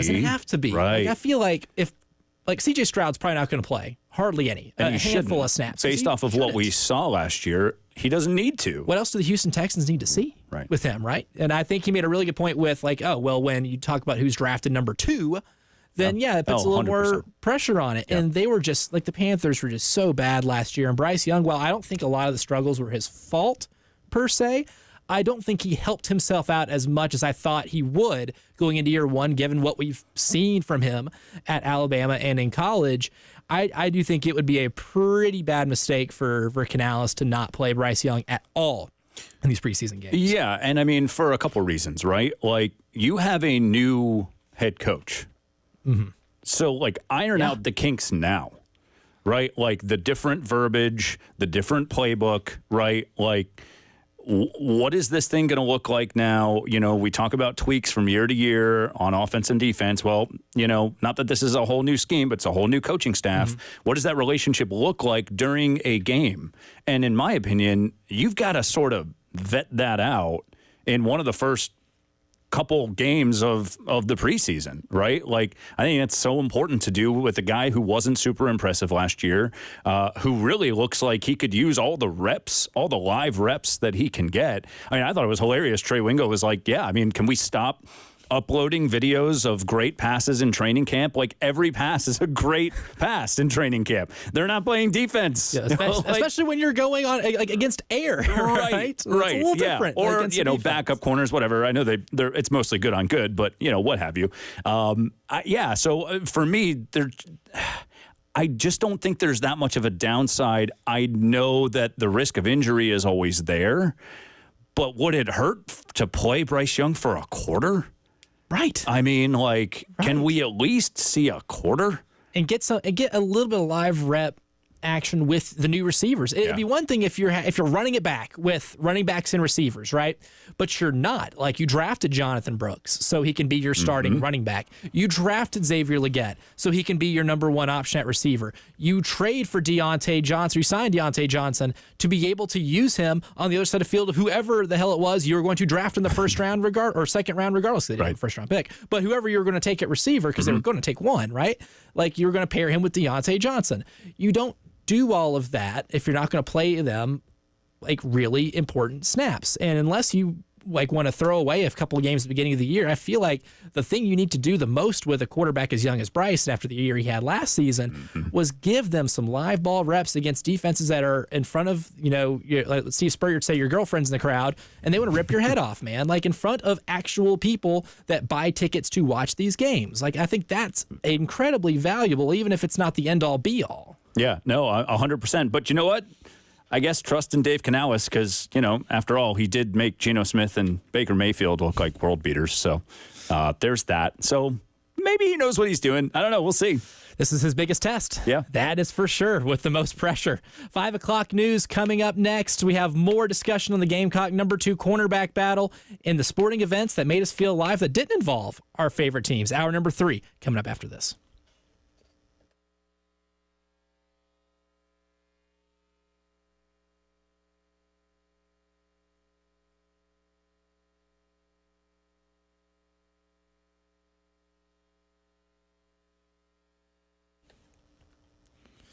Quick shout out, my friends over at Columbia Seeker for Weight Loss. They're celebrating 1 year here in the Midlands, and that is 1 year of helping not just people like me, or people like me, reach their weight loss goals. We all have them. They're all different. And that's the best part about this program, right? Yeah, there are some very minute things, some very scientific things that go over my pea brain, but they help me understand how my body burns fat and the best way for me and my lifestyle to lose the weight and be able to keep it off. It worked wonders for me. The info that I learned, not just about myself, but about the way my body burns fat, is incredibly valuable that you can't get hardly anywhere else.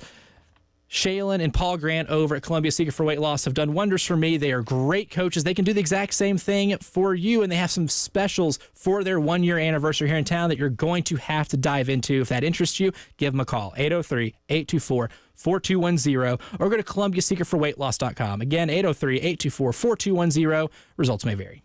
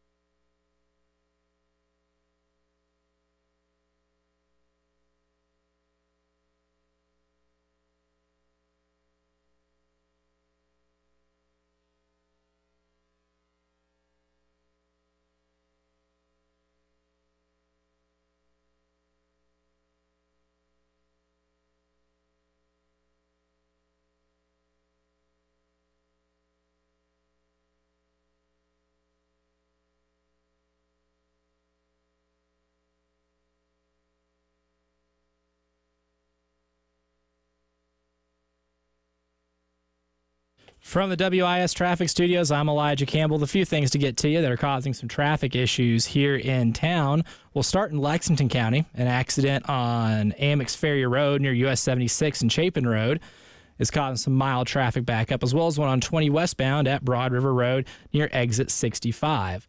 One on Kennerly Road near Laurent Way has been causing some issue for about the last 30 minutes or so. And lastly, we have an accident that's just now been reported on Old Farm Road at US 1.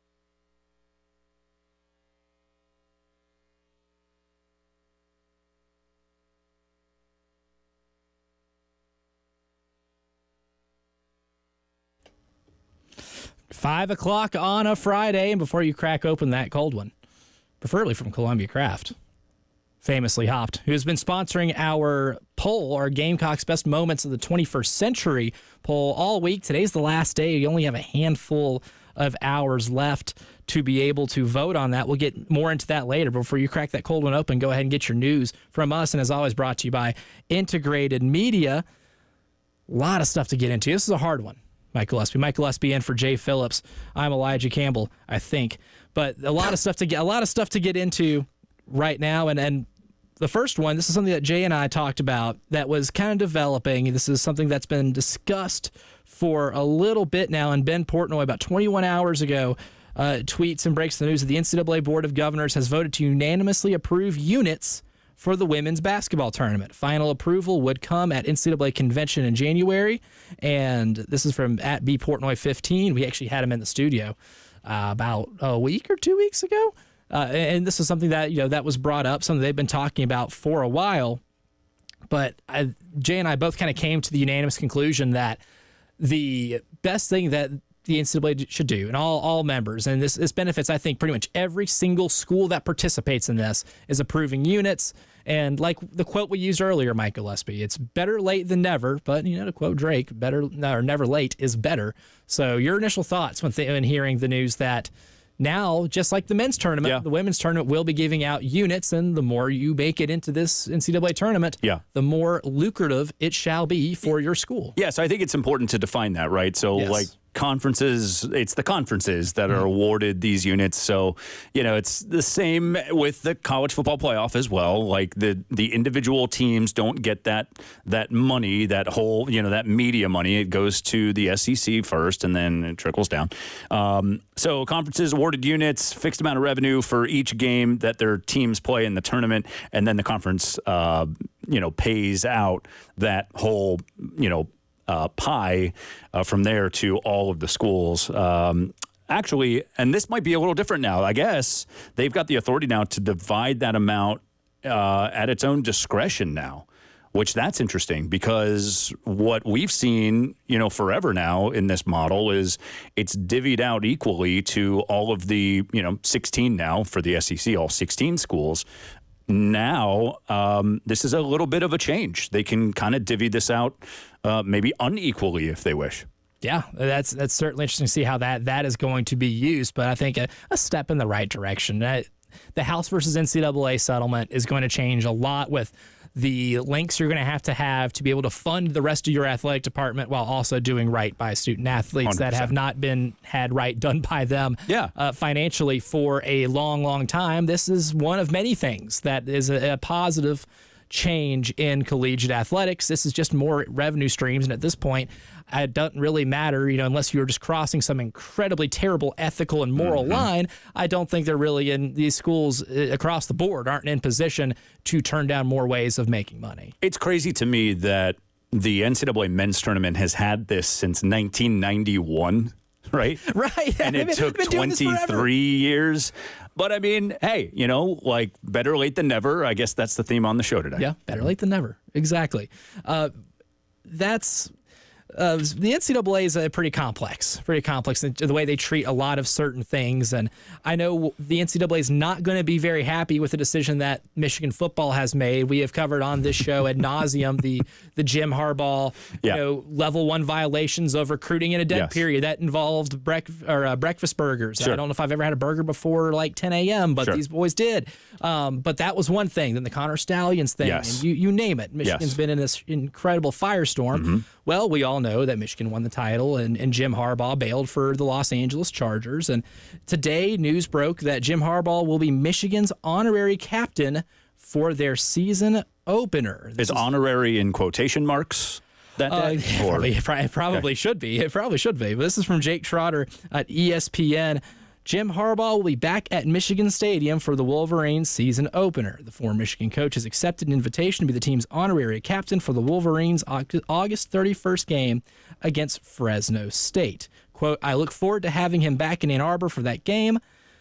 That was from Michigan Athletic Director Ward Manuel in an interview with the One Star Recruits podcast. So despite all of the clashing with the NCAA, Jim Harbaugh pretty passionately taking his stance on not having any idea about the Connor Stallions thing or having any knowledge of wrongdoing. Sure. Michigan now gets to have their chance to give the NCAA some double birds and bring him back on campus and make him an honorary captain and celebrate him for the national title that he won them and bringing them into what I would consider one of the best ages of Michigan football. It is no coincidence that the same week that the NCAA hands down a show cause penalty, or four of them, I think to Harbaugh. It is no coincidence that the Friday of this week, they announced that he's going to be an honorary captain. This is a middle finger to the NCAA, which, by the way, I think it should be noted that for the infractions are kind of insane, right? What he's getting a show cause over is kind of ridiculous. One of those infractions, let's be real here, was an assistant coach getting one of the players verified on Instagram. That's how small this stuff is. The NCAA is a relic. Now, the other side is, well, you were basically cheating the last, 3 years? 3 years with Connor Stallions, stealing play calls, scouting opponents, when you're not supposed to. Sideline. Yeah, so there's that part. But this specific show cause that came out this week, you should really read it. That's total sarcasm, by the way. You'll fall asleep. But seriously, the allegations are pretty small. They're pretty small. Very minuscule, which is definitely the NCAA thing. But as Jay likes to say all the time on the show, it's a rule. You still broke it, and they're living with the consequences. But the one man who does not seemingly have to live with those consequences, because greener pastures definitely lied ahead. And he's never coming back to the NCAA. He's never going to coach college ball again. At this point, you can't. Right. At this point, you almost can't, because the show cause is going to mean you're going to have to really have a school bend over backwards and try to wave some magic wands to be able to get him to coach from the jump. Mm-hmm. But also at the same time, if you're him, why would you want to? Right. Why? Yeah. I mean, you can just coach football in the NFL. You don't have to worry about recruiting. Right. The trouble that you got in. 100%. And a fan base wanting to run you out of town on your first down year, because look, if he was still here and they go 7-5 and brutally underachieve, and then they have a couple of years like they did before they end up getting really good and building what they end up building into a national championship program where they wanted to run him out of town to begin with, that's not worth having to deal with. You can leave on a good note. He gets to be in the NFL, make more money, and who knows? Maybe he makes the Chargers into a team that goes to a Super Bowl, and he can do the one thing that he just hasn't done in his coaching career. Elijah, we talk a lot, you and I do, about when does it end well, right, for coaches. It's such a fascinating subject for me, man. In college football, it rarely ends well, right? You look at when coaches move on, it's never really a good thing. But we had two this year that, in my opinion, with Saban, the perfect ending would have been obvious, go out on top, win the national title, right? Yes. Didn't happen. Though he, gracefully exited, they got the best possible head football coach out there for that program to replace Nick Saban and Kalen DeBoer. And he got him back to the playoff, right? So that's one right there. And then Jim Harbaugh winning the title. That's perfect. Go out on a great note. It's just, you don't see that very often, but it just proves to me and everybody else he doesn't need to come back. He's done it all. He feels in his heart of hearts that, hey, there's nothing more than I can do for any university out there. Certainly. And then getting into a little bit of Olympic news today, Sha'Carri Richardson helps rally the United States to 4x100 relay to Olympic gold. So another gold medal for the United States. A very interesting last 24 hours, given some of the track success. The United States men's relay team got disqualified. It seems like some issues with handing off the baton, which is kind of an important element to relay. Not a track and field expert by any means, but I can tell you that if you want to win the relay, you need the baton, and it's kind of like scoring a touchdown without the football, Deshaun Jackson. You can't do it. You kind of need to take that thing with you. Whoever scores the most amount of points is going to win the football game. Yeah. Trent Dilfer's like, can't win in the NFL while losing. It's like, you know what, sir, you are 1,000% correct. Yes, you cannot win relays by dropping the baton or scoring touchdowns without the football. Did you see the look? Did you see the look though that Sha'Carri Richardson gave? Was it the Canadian sprinter. I can't. I think it was. I mean, it was just brilliant. Like she passed her. And she passed her, and she's just like, "Yo, this is so easy for me." Like one of my favorite things about the Olympics, Mike, is that we come away every 4 years with some epic freeze frame moments, Yes. like the Usain Bolt running and looking back and like smiling, having that bleep eating grin of he knows exactly what he just did, and he knows what these cameras are about to capture. Yep. I think Sha'Carri had a little bit of an element of that. Of she's being a showman, but like she's as fast as she is and as just lightning quick. I think she knew once she caught up to that point, this sucker was over. Yeah, I mean, and then I guess the one that sort of wins this year has got to be the Turkish shooter, right? Oh my God, for sure. Right. Like no one was ever looked more casual winning a medal in their Olympic event. 100%. And then you have other Olympians like copying him when they celebrate their own medals. Like, I mean, come on. It's incredible. It's absolutely incredible. And lastly here, Mike, have you ever done something successfully in your life 60 straight times?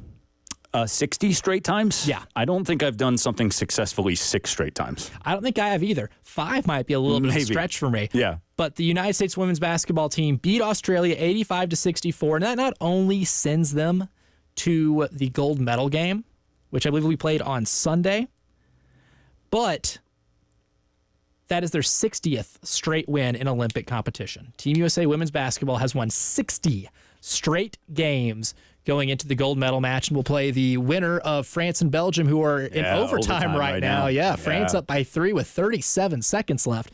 We might get a France-America women's champion or gold medal game like we do in the men's. Men and women's. Like so, but I mean, 60 straight wins, man. This is dating before my lifetime, really, which is nuts. I don't think there's a streak in sports right now that is older than I am, but this might be it. You know what I love about both of those teams, the men's and women's Team USA's? They share the basketball so well.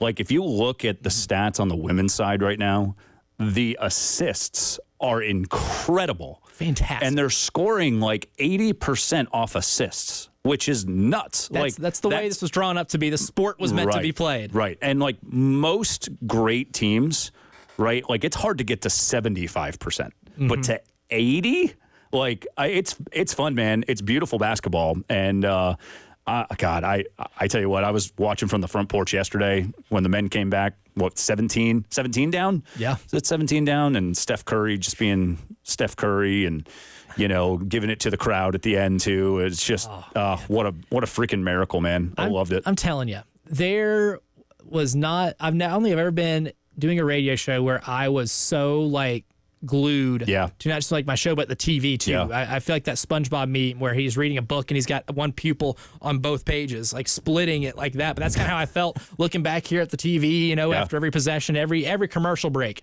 was, you know, Jay and I talking back and forth and looking at this game and giving commentary to each other. That was like an incredibly, incredibly fun game. And important. Yes. I think important because, you know, like you've seen it, right? Like the game of basketball has never been more global. Yep. I mean, look at the past couple MVPs in the league, right? Like that was kind of the measuring stick. Can Team USA still hold the dominance over the rest of the world? You know, they almost gave it up, but like still, that top to bottom, they have the most talent, you know, of any team in the world, and they have, you know, some of the best individual players still in the world, albeit some of them are a little older at this point, but which is the they best can part. Still ball. Is that the two of the older guys are the ones that came through. LeBron had a triple-double, and Steph was 9 of 14 and from KD. three. And KD has been incredible too, man. I mean, it's been really, really fun to watch. And I mean, hopefully they can keep those sharp cuts going down low, because that's my favorite type of basketball, man. Those hard cuts. Yes. Yeah, it's fun basketball. It'll be good. 3:30 tomorrow, gold medal match in Paris in what will be a hostile environment. That's our 5 o'clock news today, brought to you as always by our friends over at Integrated Media. Hit them up because football season is practically here, and you're going to want them to help you with your TV setup for Saturday and Sunday viewing. More Gamecock football talk about camp news and a whole lot more as the postgame show continues.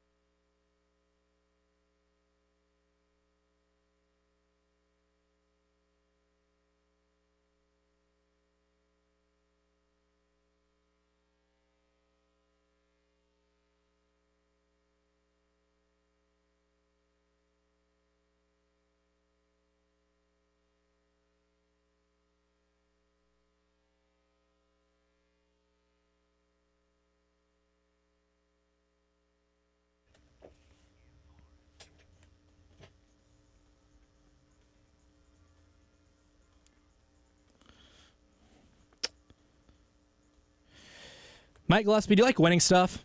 Yes. Depends on what it is, though. What about? Wow. I think I just saw your soul leave your body. Depends on what. It is a very depends on what. A very fair question. I'm not gonna lie to you. My brain is a bowl of mashed potatoes at this point. We are. I am less than 12 hours away from leaving for vacation, and yes. I am trying to dig up what I'm supposed to give away here. What is it? Can we just start giving stuff away, like microphones and? Yeah, I'll just start giving away equipment. Yeah. Sure. I would feel very generous, but then I'd also feel out of a job. Yeah, well, that's your problem. It's give and take. That is. That I'm would very freelance, much be. baby. Yeah, that would very much be my problem. But does a 4-pack of tickets to Train and REO Speedwagon at the PNC Music Pavilion in Charlotte? Yes. Does that sound like a really cool? Love PNC. Really cool prize. Yeah. That would be a solid show. We saw the Doobie Brothers. Actually. Oh, yeah, you tell me that, and I was so week? jealous because you said week? Michael McDonald was there. Michael McDonald was there. I'm very jealous of that. Yes. I'm not going to lie. I'm very jealous of that. It was good. Steve Winwood opened for him, and then a massive storm came through, and we had to go home early. But it was still fun. It was good. Love PNC, though. Yes. So here's the deal. If you are the first texter to our Firehouse Subs text line, 803-404-6100, and just text me the words Train and REO Speedwagon, I know what you're here for, and I'm going to get you those tickets. And if you text that and you don't hear anything from me, I will sign off the text with Elijah, that's my name, then you did not win. I am very sorry. But if you do get a response from me, then you're our winner, and I'll ask some information from you, and then we'll go ahead and make sure you get those tickets so you can go to the show tomorrow night. We'll also give one to the first caller, 803-404-6100. Now, here's the deal, too. I am behind the soundboard. I have the phone to my left. You will not be able to hear my voice. Actually, no, I'll just take it live on air. I'll just say, hey, I'll put you on hold, and you'll just have to hold on for a little bit. Oh, here we go. So, look at this. But, yeah, call in, 803-404-6100. I want to give away a pair of tickets on the text line and the phone line. We already have a winner on the text line. 107.5 The Game, congratulations, you're our winner. So whoever just heard that on the phone is going to be the winner. So I put them on hold, and I'll get their information later. So REO Speedwagon and Train. I do love REO Speedwagon. Sure. Train, I'm indifferent on. Yeah. I'm not going to lie. I'm a little indifferent. I definitely would be going for REO Speedwagon. You know? Oh, definitely. Like, Train, they just haven't been relevant in a while. Yeah. I mean, I guess neither has REO Speedwagon, but probably for even longer.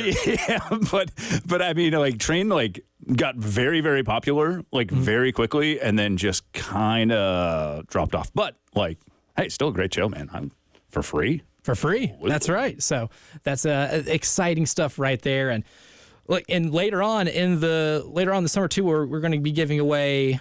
It's a contest, so it's not really a giveaway, so to speak, but the Ultimate Season Ticket. So we're talking about giving away tickets. You can win the Ultimate Season Ticket 2.0. Again, just go to 1075thegame.com, click on our clicky spinny thingy, and you can win a chance to win some home football tickets this year, which will be really cool, and watch a football team that is still looking for maybe the second cornerback to face off with O'Donnell Fortune. We're going to see a lot of good teams come here to Willie B. So that is going to be a pretty big question mark. We talked about it in the first hour. O'Donnell Fortune's that number one corner. Who do we think can step up and maybe get that number 2 spot? Because you're going to play a lot of receivers, especially in that stadium, that are pretty darn good. Some would say multiple ones on each team. They'll be NFL bound. By the way, those tickets, is that season tickets? Yes, it'll be home tickets. Yeah. Wow. Yeah. That's big. Season tickets to all USC home football, baseball, women's basketball, and men's basketball games. Yeah. Oh, that's good. That's a good prize. It's a pretty damn good deal, man. It is. That's a pretty damn good deal.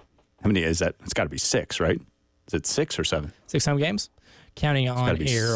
So you got Old Dominion, you got Akron, LSU, Ole Miss, Missouri, A&M, and then Wofford. So that's 7. You actually get 7. Yeah. Huh? 7 games at Willie B this year. I used to get in for free, so. That's right. I mean, I don't need tickets anymore. Do you? You don't? I just, I sit in that press box. That fancy, it's that fancy press box. Thank and goodness. Me and Terry Ford eat all the popcorn in that building. So it's a good spot. That's definitely our plan. Absolutely is a good spot. There are many times when I was working in TV, shooting the game on the field, that I wanted to be in the press box. It's air conditioned in there. I envy you. It is definitely air conditioned in there. But yeah, talking about the corners this year, look, it's a big competition. Judge Collier talked about it yesterday. We already heard the soundbite of him talking about the competition itself, how intense that is for that spot. But this could be a year in which he personally makes the jump, right? He makes that jump from being a minor contributor to being a guy who's going to be relied upon to stop some of these great secondary receivers that you're going to see in the middle class of the SEC. Does he think he can make that jump? What is his comfort level in year 2 of this defense? He was asked about that the other day, and this was his response. Yeah, I just feel more comfortable, just like with the defense, knowing the defense, and this being year 2 for me. I know it now, the verbiage and techniques and all that stuff. So yeah, year 2 is definitely easier. Verbiage and technique, that means a lot. That is a heavy element here of learning defenses, of any 100%. defense. It can be different from South Carolina to Arkansas. We can have just dramatically different verbiage on how you're playing your defense, but I like Judge Collier to make a big leap this year. I'm really eager to see reports of how he's looked in more serious practice sessions. But I know you pulled up a really good point about Vakari Swain, too, in terms of the amount of people you've talked to in and around the program and what you've seen from other media members, that's a name that keeps popping up that I think Gamecock fans should have in mind when looking out for that second corner spot. Yeah, and it's so interesting to me, too, because as we said in the first hour on the show, like you've got 2 guys, at safety, both from the Columbia area, right? Both played a little offense. DQ Smith, obviously the quarterback at Spring Valley. Vakari Swain, wide receiver in high school from Georgia, right? I just think that there's a different element sometimes in the secondary when you've played on the offensive side of the ball. Your instincts may be a little better. You can look for especially if you played quarterback, right? You can look for tells, from the opposing quarterback. That's why I kind of like Vakari Swain. And he's got a little size. I mean, he's 6'1", right? Like, not like massive, but, it doesn't seem like he's undersized. And, yeah, hearing great things. I mean, Brad Crawford tweeted it out earlier today, actually. 2 guys that have been getting a lot of positive attention in fall camp. Tyshawn Russell, wide receiver. Vakari Swain, cornerback. So, I think this could be a fun battle, heating up. Tyshawn Russell's a very interesting one. I think he's kind of like the forgotten guy, right? Because he relatively highly touted prospect, not the most highly touted on the team. He's not like what Nick Harbor was in terms of expectation, but there was a lot of hope that he could end up filling a very valuable receiver spot. And there were some drop issues last year. There was maybe some underwhelming development, but you saw some flashes. He's a guy that I think almost kind of gets lost in the conversation of receivers because you get Gage Larvadan and Jared Brown and all these receivers, Delvin Campbell, Vendrevious Jacobs, in the transfer portal. And you got a whole lot older, but there's still some of those guys on the team that been forgotten folks. And I think Tyshawn Russell, if he is one of those players, will be really fun to see what that development looks like. Yeah, and I mean, look, everyone's talking about Nick Harbor too, right? Like that's the guy when you think of Gamecock wide receivers, you think the freak Nick Harbor, right? Like back to back. He's the fastest guy in college football, and he's one of the biggest dudes in college football. Certainly the biggest wide receiver in college football. So, I mean, it's easy to see why, some of these guys are getting looked over. And, I think you make some great points about Tyshawn Russell. And, I mean, he was also a freshman last year, too. So you got to remember that, right? Yep. Like, I mean, it's to be expected. Dropsies happen, first year in the SEC. Just don't make them happen too often after your freshman year, That's right. He could be a big X factor in that offense. We'll come up next, we'll drive around the SEC, some interesting things to get into, and maybe recap our SEC Big Ten hypothetical showdown. What do we learn about the SEC when going through that thought exercise? That and a whole lot more. And also, Lincoln Riley ducking SEC opponents. Something we've talked about before, but we're definitely going to revisit as the postgame show rolls along here in hour number 3.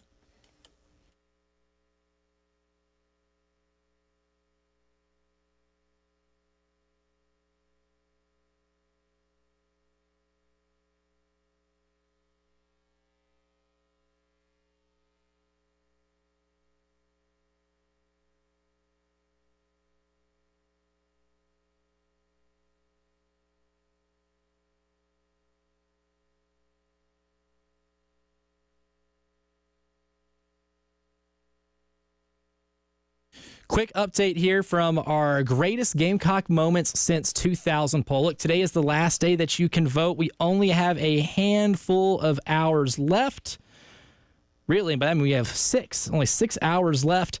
Right now, the 2010 College World Series title against UCLA is running away with it. Really? 60.9% of the vote. Wow. Yeah. So no change there. It looks like that is probably going to be crowned our greatest moment in Gamecock history since 2000, but it's been fun discussing these all week. We'll talk about it a little more as the show wraps up, but thanks to Columbia Craft on Green Street, famously hopped, if you've missed it, in collaboration with them. Not only are they sponsoring this, but they got to sponsor me, taste all of their beers, and rank them 1 to 16. A top 16 list. Yeah, hard. Yeah, I've got the hardest job in the world. Yeah, real tough labor. Go check that out on our Twitter at 1075thegame or at columbiacraft.com.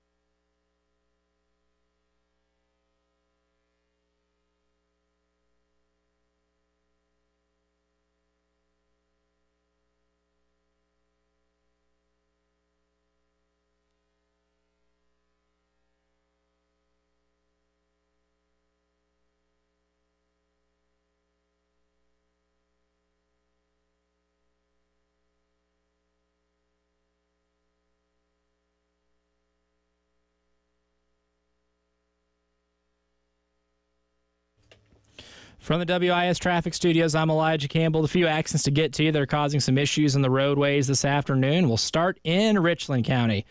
On Langford Road at US 21 near Main Street, we have some mild traffic backup reported over on that side of town, as well as one on Shady Grove Road at Broad River Road. Everything else here is going to be in Lexington County, starting off at US 378 at Charter Oak Road and St. Peters Road, another one on Old Chapin Road at Old Cherokee Road, and two more, one on I-26 westbound over at the St. Andrews Road exit 106, and on Amex Ferry Road near US 76 and Chapin Road.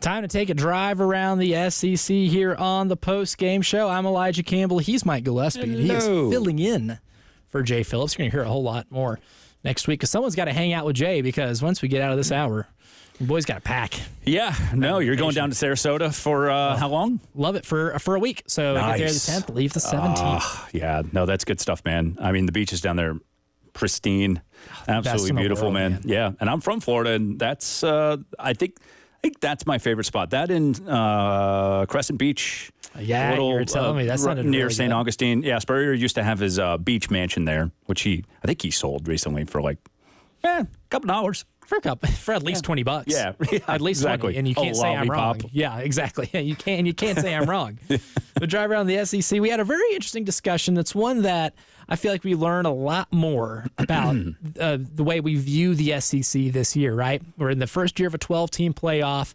There's going to be 4 guaranteed spots for the top 4 conference champions, and then a group of 5 spots. Sure. So that And then Notre Dame. And then Notre Dame, potentially. Yeah, exactly. That leaves 7 at-large bids. If my math is correct. I'm not great with math, but I can tell you that 7 plus 5 will be 12 every single time. But that leaves 7 at-large spots, and I think there's going to be a whole lot of potentially toxic discourse about the Big Ten teams that make it in as opposed to the SEC, especially considering how scheduling has gotten so messed up with how bloated these leagues are. But when the Athletic with Scott Docterman and Seth Emerson had this hypothetical SEC Big Ten challenge, I thought it was a really good way to use it as a litmus test for us. Sure. And maybe for the listener too, to be able to see exactly how you view this conference pitted with the other. How do we really view the SEC? We went through all the matchups. If you want to go back and listen to how we broke them down matchup by matchup, go check out the podcast page. Those segments are already up wherever you get our podcast. And that is important. Yes, it is You very can't important. go to Home Depot to get those. No, you can't. It's You can ask for wherever you can. You can Please. certainly ask for it. Yes. But And you're- you should. Yes, but you're going to get laughed at there. Maybe. Maybe they're going to get laughed at because that's not where you usually go for podcasts. So you can try. I might try it myself just to see what reaction I'll get. You should. And you should record it and send it to me. That would be Just fun. for our curiosity. Yeah. But Mike, we ran through this ran through these game by game. Pretty much agreed on every single one. I don't think really, the exception of like 3 or 4 of them, I feel like are legit toss-ups, right? Yeah, like I would Ohio say so. State, Georgia's like a toss-up. Sure. I But feel it's really good top. about Oregon, Texas. Yeah. But it's also very top heavy, like the toss-ups are, in my opinion. And then, as you said earlier, just the middle of the league, the SEC, is just so darn good. And quarterback play in this league is beyond great. Like, in my opinion, Deep as it's ever been, maybe? It's deep. Yeah. Prisoner of the moment type take, but maybe. Well, yeah, and it's deep individually too, like team to team. I think that's important to remember. I mean, look, it's deep at South Carolina. I mean, I know everyone says, okay, Carolina's got their guy. Like we all know, Lenora Sellers is going to be the guy. You can base that off of the NIL deal, right? Like last I checked, they don't give backup quarterbacks great NIL deals. Good, but not great. Maybe not Mercedes so good. Lenora Sellers is going to be the guy, right? But you have a backup quarterback who was a starter at another SEC school. That doesn't happen very often. Yeah, who has got ample starting experience at that SEC school, at Auburn, here in the last few years, and a guy who also spent time at Oregon, right? Like, Yeah. I mean, he's played in some big-time college football programs. Robbie Ashford, no slouch either, but we went through this. We both had the SEC winning 10 of the 16, and we both had it to where the top 2 Big Ten teams beat the top 2 SEC teams, but we both agreed that the last 4 Big Ten teams were better than the last 4 of the SEC. Sure. Does that mean the Big Ten's deeper per se? Maybe at the bottom, I think you could say that. But my biggest takeaway from this is that the SEC has a middle class that no league in the country is able to compete against right now. And I have a really weird feeling that there's going to be a team that is going to be incredibly impressive. Maybe lose 3 games by 1 score. Maybe a Missouri and Ole Miss, Tennessee and Oklahoma. A few of those teams that go 9-3, and because maybe there are teams in the Big Ten that go 10-2, because granted, Rutgers doesn't play any of the top 5 teams in their league. They don't. They can maybe go 9-3 or something like that, and really and like thrust themselves into the conversation. But this might be a year that will be the perfect year for a 12-team playoff because it can prove its necessity if one of these teams in a league like the SEC that has such a large and competitive middle class somehow isn't able to squeeze their way in despite maybe 3 really close losses to really good teams. Well, and it already kind of has, right? Like having to play these, non-conference juggernauts, right? Like, I mean, just look at the opening weekend of college football. Texas, Michigan, Georgia, Clemson, and Atlanta, Notre Dame, A&M, Miami, Florida, down in the swamp, USC, LSU. I mean, it's it's imperative now that these big programs schedule absolutely tough games at the beginning of the year or whenever they can. My question to you, man, is, we've talked a lot about that SEC Big Ten matchup. Do you see that as more of a week 0 thing, week 1 thing, or is it? I don't think you could do it in the middle of an SEC or Big Ten schedule. I think you have to start the season. Like how the ACC, they'll start their conference basketball slate, and then it's like then they'll play more non-conference games in December, and you're like, wait a second, what? And and by the time you get to January, like it used to throw me off so much because. I remember making a goof on air one time. I thought, I said, it's Clemson's ACC opener. And I totally forgot that 3 weeks ago they opened the season against Georgia, or they opened the ACC slate against Georgia Tech. In December, right? Like, I hate that so much. No. So it's got to be like a first couple week deal, right? Like if we played this out. The thing, what makes it work so well in basketball, especially when the SEC and Big 12 did their challenge in the middle of in the middle of conference season, it gives you a nice reprieve from that conference intensity, and a different test against somebody that hadn't been watching film on you for months, right? Yeah, that's true. It's a good litmus to see how you perform against what could possibly be an NCAA tournament matchup later on down the line, and that it's because it's a random Saturday. And the matchups are usually really good, and it's lasting all day. You have a really good sample size. You know who's really good. You know who's not really good.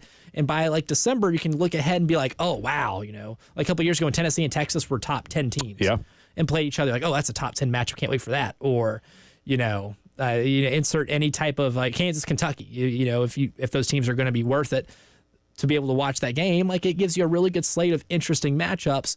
I don't know if it'd work that way in football, though. That's my thing. I think you kind of have to start the season with it, and it's a good celebration of the season. I think you week 1 that mess, and you have this as an excellent showcase to the country in a weekend which there's no National Football League action to be able to showcase the best of the best, playing the best of the best to start the season, and also get a good litmus test of where these teams are to start. I guess my question for coaches like Shane Beamer would probably be, would you want to start week 0? And then take week 1 off, like most of those week 0 teams do?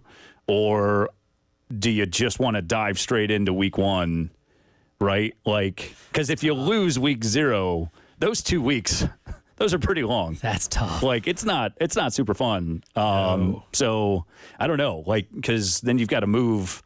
I guess you've got to move fall camp up, right? I mean, you'd have to. A couple days. I mean, where you can. I don't know. That's tricky. That's really tricky. I would probably go with week 1 just to get that extra week of prep there. Yeah. At the end of August. That's a good point. We'll continue this on the other side too to wrap up the show. We'll also talk about get Mike's take because Jay and I have discussed a little bit on the show. Well, we want to get Mike's take on Lincoln Riley doing his full matrix and dodging some teams that. That are may or may not be in the SEC and may or may not he has to face to start this season. Also, the funniest man in the NFL unintentionally did a very unintentionally funny thing again. And I'll tell you what that is as we wrap up this week's editions of the Postgame Show.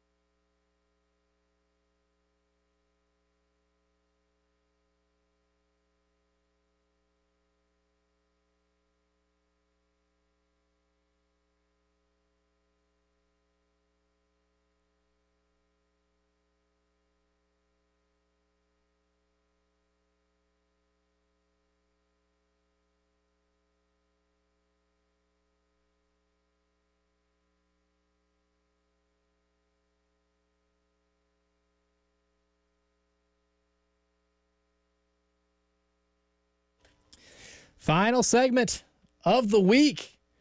The weekend's here, man. It is. Friday beer's calling my name. Elijah, crack me open. Elijah. I love how, like, most of the voices that we give inanimate objects are always that high.